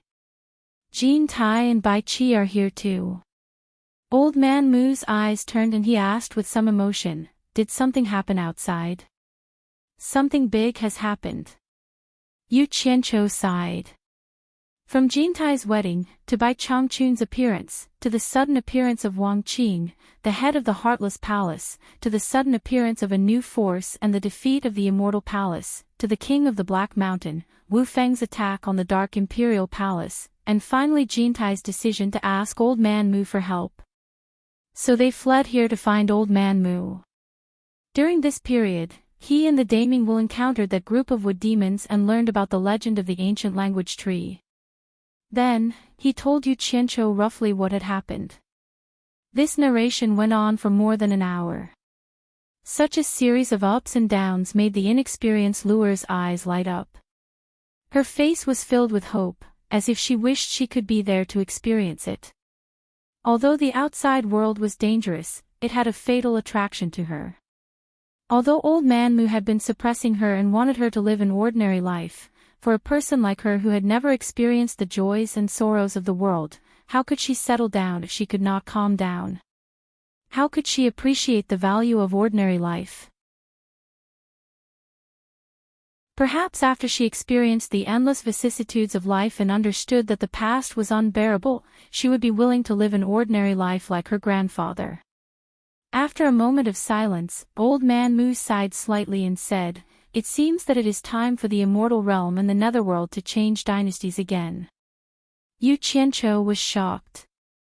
Listening to these words, it seemed that the other party would not help Jin Tai turn over a new leaf. In fact, he also wanted this old guy to come out and help Jin Tai. After all, Jin Tai was in power and he still had room to develop slowly, but the Heartless Palace wanted to kill him. Now it seemed that the relationship between Jin Tai and this old guy was not solid. Jin Tai wanted to ask for Senior's help. "Are you going to leave him in the lurch?" Yu Qianqiu asked tentatively. "What do you mean by leave him in the lurch?" Old Man Mu slightly closed his eyes and shook his head, saying, "People don't distinguish between right and wrong. They fight for honor and disgrace. The honored will live in peace, and the disgraced will be mediocre." He asked for everything. "I have seen a lot of changes of dynasties. It is because I don't want to get involved that I live in seclusion here. What does Jin Tai's life and death have to do with me? How can I leave him in the lurch?" As he said this, he opened his eyes and said, "Do you really want to be a lobbyist for Jin Tai? As far as I know, all the sects in the Immortal Realm have a grudge against the Immortal Palace. As the sect leader of the World Chamber of Commerce, don't tell me that you are willing to submit to Jin Tai." Yu Qianqiu was speechless. The other party had already said this much. He knew that it was useless to say anything else. But then again, he was just trying. If he could help Jean Tai turn over a new leaf, it would be a little good. If Jean Tai couldn't turn over a new leaf, it would be good too. That guy's character was really not flattering. The battle at the Immortal Palace had shown that even the lives of his trusted subordinates were worthless in his eyes. It made people feel too insecure. As the saying goes, when a wall is down, people push it. Yu Qianqiu was also not a good guy. After confirming that Old Man Mu would not help Jean Tai, in order to please Old Man Mu, he made up his mind to simply kill that inhumane pervert Jean Tai. After a moment of hesitation, Yu Qianqiu cupped his hands in obeisance and said, "Senior, after you took Lu'er from the World Chamber of Commerce last time, Wei Chuanqiu reprimanded me and warned me that I must be respectful when I see you again. So there are some things that I dare not hide from you." Old Man Mu only had a high cultivation and extensive knowledge, but he was not omniscient. When he heard this irrelevant and groundless interjection, he could not help but be startled and said, "What do you want to say?" "It's like this, I inadvertently learned of a conspiracy of Jean Tai. If I can't find Senior for help or Senior is unwilling to help, Jean Tai is going to lure Wang Qing and the others from the Heartless Palace to the Ancient Forest, and then set the Ancient Forest on fire to push the blame to Wang Qing and the others. Jean Tai said that if he does this, Senior will definitely not let Wang Qing and the others go." Yu Qianqiu said with a respectful face, looking like he was snitching. "How dare he?" Old Man Mu's long beard and green robe instantly fluttered even though there was no wind. He snorted and said, "Even if you give him 10 guts, he still won't dare." Yu Qianqiu was stunned. He could see that this old man thought himself to be an expert and had probably never taken Jean Tai seriously. He did not know Jean Tai's character very well, so water had entered his brain. With Jean Tai's character, he would marry his wife with great fanfare when he was in power, but once he lost power, he would abandon his wife and subordinates and run for his life. Now that he had lost his wife, he did not even mention it. Just imagine, if he was forced into a corner, what else would he not do? However, based on the understanding between the two parties, it was not appropriate for Yu Qianqiu to argue with him. He could only take it one step at a time and nodded repeatedly to flatter him. "That's true. Unless Jean Tai is courting death, he would not dare to act recklessly." Old Man Mu indeed did not take Jean Tai seriously and quickly put aside the matter of Jean Tai. He looked at Yu Qianqiu and said, "Didn't Little Bat tell you not to see Lu'er again? Damn it. I have told you so many things, are you going to fall out with me so quickly?" Yu Qianqiu quickly contacted Utopia and made preparations to escape. Then, he cupped his hands and smiled bitterly. "Of course Wei Chuanqiu said that, but I really barged in carelessly. Please forgive me, Senior." Lu'er was holding his 2 swords that had pierced through the grilled fish and looked at them carefully. Upon hearing this, she quickly nodded at Old Man Mu and said, "Grandpa. He really didn't do it on purpose, just let him go this time." Ouch! Before she could finish speaking, Old Man Mu had already knocked her on the head with his crutch and said angrily, "If you hadn't stolen my crutch to open the gate, how could he have barged in by chance? You are addicted to sneaking away now." It turned out that ever since Lu'er went out to see the prosperous world outside, her heart had become wild. The days in the wood-killing sea were too boring and not as fun as the colorful world outside. The last time she sneaked out, she was caught by Old Man Mu and locked up for a short while. She couldn't hold it in anymore, so she stole her grandfather's cane to open the Xianmen gate. Who knew that Yu Qianqiu would turn around and knock her back when the Xianmen gate was opened? As a result, the Xianmen gate lost the support of Dharma power and closed on the spot, dragging Yu Qianqiu, who had just stepped into the Xianmen gate, in. This matter could be said to be coincidental, but it could also be said to be uncoincidental. Not to mention Yu Qianqiu, even Lu'er did not know the inside story. Only Old Man Dumu himself knew. The ancient language tree in the wood-killing sea and the ancient language tree in the ancient forest were actually the same tree. It was like something in a mirror that was reflected in the two planes. However, it was different from the reflection in the mirror. It was not an illusion but a real object. Whether it was the ancient language tree in the wood-killing sea or the ancient language tree in the ancient forest, the ancient language trees on both sides would disappear at the same time. The ancient language tree was actually the hub that connected the two worlds. The ancient language tree was really ancient. It was the first tree that grew after the celestial realm was established. It could be said to be the ancestor of all trees in the celestial realm. Although it was blessed by nature and lived for a long time, it was unable to develop spiritual intelligence and cultivate immortality. However, it absorbed a considerable amount of the essence of the universe and gave birth to the first wood spirit in the celestial realm. It was the current owner of the wood-killing sea, Old Man Mu Yuanzi. Later, due to the endless disputes between the three realms, Mu Yuanzi couldn't stand the disturbance and wanted to open up a world to live in. However, with his cultivation, he was far from being able to open up a world alone.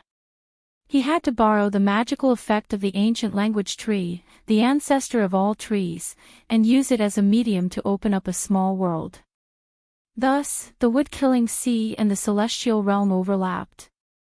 It was the ancient language tree that existed in both worlds at the same time.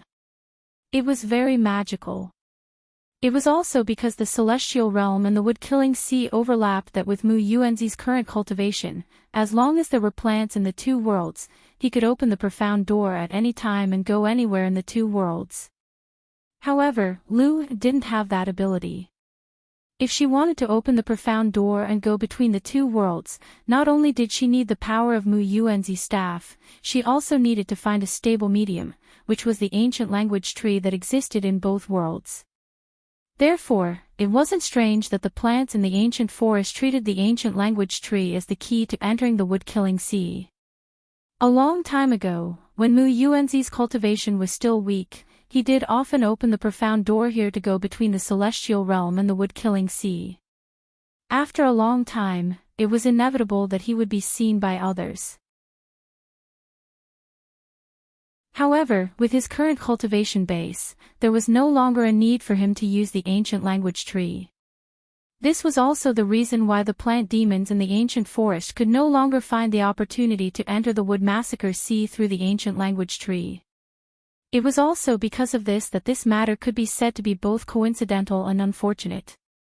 After Mu Yuanzi listened to Yu Qianzhou's explanation and checked the position of his roasted fish, coupled with Lu Er's actions, he immediately understood.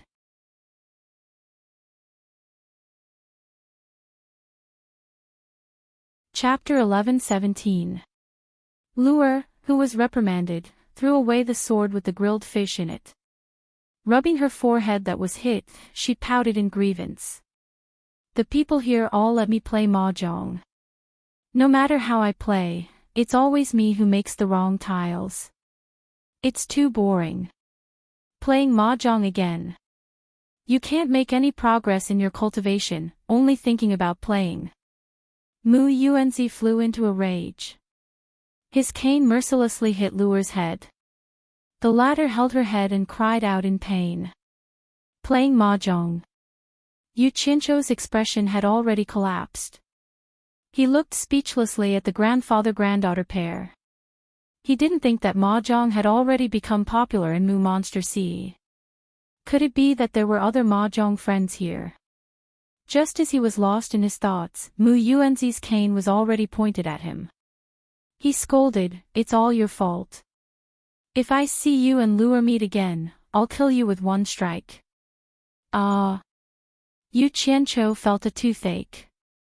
He didn't think that saving someone's granddaughter would turn out to be wrong.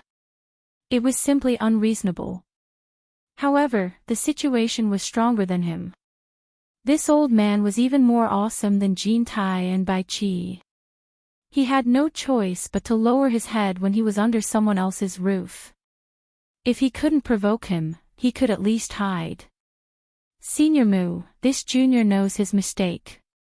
That. Yu Qianqiu first admitted his mistake. He looked around and weakly asked, "May I know how this junior should leave this place?" But in his heart, he was thinking, a gentleman's revenge is never too late.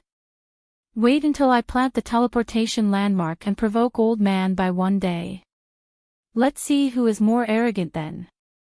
Lu'er, who was rubbing her forehead, suddenly widened her eyes. Yu Qianqiu. Are you leaving? Her innocent eyes turned to look at her grandfather. They were filled with hope, as if she wanted to beg her grandfather to let Yu Qianqiu stay.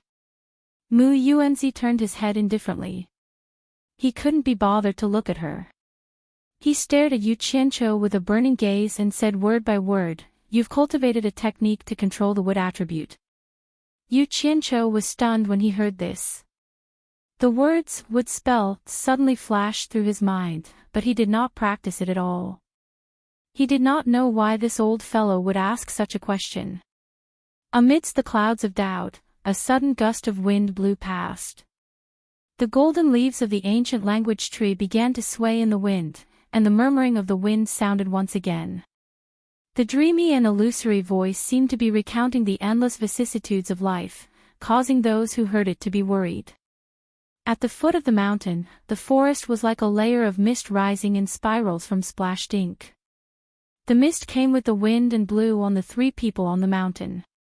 Mu Yuanzi and Lu were used to this scene, so they did not feel anything. However, Yu Qianqiu felt a rich and fragrant spiritual energy seeping into his heart. His mind was instantly roused. Just as he was about to praise and flatter Mu Yuanzi, his brain twitched uncontrollably. In an instant, his vision turned black, and images of the starry night sky that he had been dreaming of appeared in his mind. The countless stars that seemed to be in a mess flipped through his mind night after night, and the speed was getting faster and faster.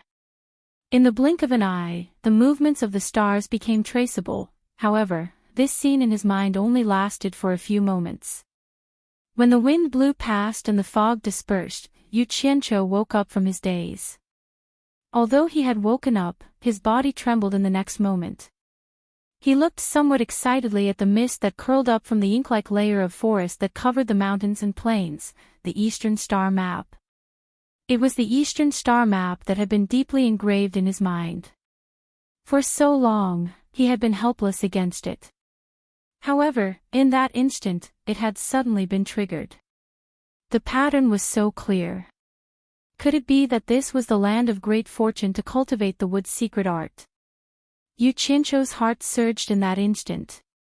He repeatedly repeated the three words, "Would killer see," in his heart. The grandfather and grandson both saw his abnormal reaction and followed his gaze down the mountain. They did not find anything out of place. Mu Yuanzi's walking stick suddenly slammed into the ground, causing the entire mountain to shake. He shouted in a low voice, "Are you trying to play the fool and avoid answering?" Ah! Yu Qianqiu's figure shook, and he hurriedly cupped his hands and said with a bitter smile, "Senior, you've misunderstood me. I haven't cultivated any wood attribute cultivation technique. On the contrary, Senior's warning just now has enlightened me, and I've gained some comprehension. Perhaps I really can cultivate a wood attribute cultivation technique." Nonsense. Mu Yuanzi pointed his walking stick at Lu'er and said, "If you did not cultivate a wood's secret art, how could you have smelled the fragrance on Lu'er's body? You actually dare to play such a small trick on this old man's head. If not for the fact that you saved Lu'er, you crafty scoundrel would have already lost your life under this old man's walking stick." Yu Qianqiu was confused by him. He felt that this old man was relying on his high cultivation to be unreasonable. He was both angry and amused as he said, "What does whether I cultivate a wood's secret art or not have to do with being able to smell the fragrance on Lu'er's body? These are completely unrelated matters. Senior must drag it into this. Aren't you taking advantage of your power to bully others? Taking advantage of your power to bully others? What an ignorant junior. You actually dare to boast shamelessly in front of this old man." Mu Yuanzi's aura changed and directly pressed down on Yu Qianqiu with an unstoppable force. Lu turned pale with fright and stood in front of Yu Qianqiu with a whoosh. She looked at Mu Yuanzi and pleaded, "Grandpa, get out of my way." Mu Yuanzi shouted with an imposing manner. "If I want to kill him, can you stop me?" Yu Qianqiu was already prepared to run away. At this point, he also did not intend to endure it anymore. He immediately shouted angrily, "Old man Mu. Killing someone is just a matter of nodding your head to the ground. If you want to kill me, just say so. There's no need to splash dirty water on me. Damn it. You disrespectful old thing, and you still have the guts to shamelessly teach your granddaughter. It would be strange if you didn't teach her bad things. No wonder Lu always wants to run out. Anyone who sees a shameless old fellow like you will feel disgusted." "Ah!" Lu exclaimed. This was the first time she heard someone scold her grandfather like this. She hurriedly turned around and waved her hands at him. I didn't. I just want to go out and play. I don't hate grandfather at all." Mu Yuanzi was stunned on the spot. After so many years, this was the first time someone dared to speak to him like this. He was so angry that he laughed instead. "No one has ever doubted my character. Good. Today, I will let you die knowing the truth." As he spoke, he waved his big sleeves, and a thick aura spread out. What followed was the same fragrance as Lu's body, but it was even thicker than Lu's. It made one feel refreshed. Yu Qianqiu also couldn't help but take a few more breaths. "You smell it, right?" Mu Yuanzi looked at Yu Qianqiu's reaction and sneered. "Lu and I are the wood spirits of the 5 great spirits of heaven and earth. Our bodies are born with a kind of aura that represents life. Ordinary people can't smell it at all. Only those who cultivate wood attribute spells can smell that special fragrance. You still dare to say that you don't cultivate wood attribute spells? You still dare to say that you didn't lie to this old man? So that's how it is." But that wasn't right either. Yu Qianqiu looked at the grandfather-granddaughter duo with a face full of doubt. He scratched his head and said, "I do have the possibility of cultivating wood attribute spells, but the key is that I haven't started cultivating yet." Mu Yuanzi snorted coldly and said, "Don't think that I don't know what you're up to. As long as a person who cultivates wood attribute spells devours a wood spirit, not only can he possess the innate magical powers of a wood spirit, but he can also transfer the cultivation of a wood spirit to himself. If it weren't for the fact that you accidentally barged in, this old man would have beaten you to death long ago. How could you still be talking nonsense here?" When Lu heard that Yu Qianqiu could devour a wood spirit, she was so scared that her face turned pale. She teleported behind Mu Yuanzi and poked her head out to look at Yu Qianqiu timidly. It was as if she had seen Grandmother Wolf. Seeing that this innocent little girl had also misunderstood him, Yu Qianqiu immediately said angrily, "Old man Mu. If you want to incriminate someone, you can always find a pretext. If this old man really had the ability you say, or the intention you say, I would have made my move when I rescued Lu, back to the World Chamber of Commerce. Why would I wait until now to make my move?" When Lu heard this, she immediately nodded in agreement. She knew very well that after Yu Qianqiu saved her, he couldn't chase her away no matter what. It was she who stubbornly followed him to the World Chamber of Commerce. Moreover, those sisters in the World Chamber of Commerce were all very good to her. None of them had any ill intentions towards her. Mu Yuanzi was stunned, but after thinking about it, he felt that it was true. In the blink of an eye, his tone softened a little as he said, "Maybe you have a bigger plan. Maybe you're deliberately expressing goodwill to Lu, but in reality, you're after my cultivation." When he heard that his tone had softened, Yu Qianqiu immediately took advantage of the situation and became unforgiving. He was so angry that his face turned red, and he stomped his feet exaggeratedly as he scolded, "You unreasonable old man, why would I want you? Don't say that this old man can't find you. Even if I find you, so what? With your cultivation, it's a piece of cake for you to deal with me. Don't tell me that this old man is tired of living, so I first ran over to let you kill me, and then conspire against you. What bullsh*t logic, who are you trying to fool?" When Lu heard this, she immediately nodded repeatedly in agreement.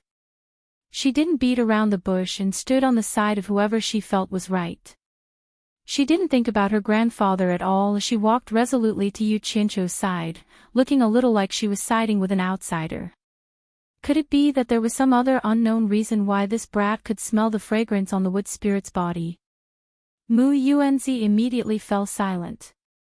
He was actually a person who thought highly of himself, and had always prided himself on being an otherworldly expert. Even the domineering demon god knight had to respectfully address him as senior when he saw him. These were all things that he was proud of. Could it be that he had wrongly accused someone? Although he didn't feel good in his heart, and although he also had a temperament that thought highly of himself, to be able to live peacefully in seclusion here meant that he was a person who could take things up and let them go. After a moment of silence, he resolutely said, "I'll let you go this time, but if I find out that you're trying to fool this old man in the future, even if you have to ascend to the heavens or dive into the earth, I'll make sure you die under this old man's staff." As he spoke, he was about to wave his staff to open the profound gate and let Yu Qianqiu leave. "Wait!" Yu Qianqiu shouted angrily and raised his hand to stop him. "Let's talk about the future in the future. There's no need to be polite with an unreasonable person like you. From today onwards, we'll return to our own paths. Let's first clear up the debts that we owe in the past. From now on, we'll go our separate ways and have nothing to do with each other. Let's pretend we've never met before." "Oh. Could it be that I owe you something?" Mu Yuanzi sneered and stood with his staff on the ground, revealing an expression that didn't know what was good for him. Yu Qianqiu waved his hand and pointed at Lu. He said with righteous indignation, "Back then, there were a few experts who wanted to molest Lu. It was I who risked my life to save Lu's life, and also protected Lu's innocence. How much is this debt worth? How should this debt be settled?" You're tuning into the LoveLore Library YouTube channel. We're so grateful for your support, and don't forget to subscribe to join us on this incredible journey through captivating stories. Your generosity through donations truly makes a world of difference, as it's the primary source of revenue that allows me to expand and enhance this channel for you. Thank you from the bottom of my heart for being a part of this adventure.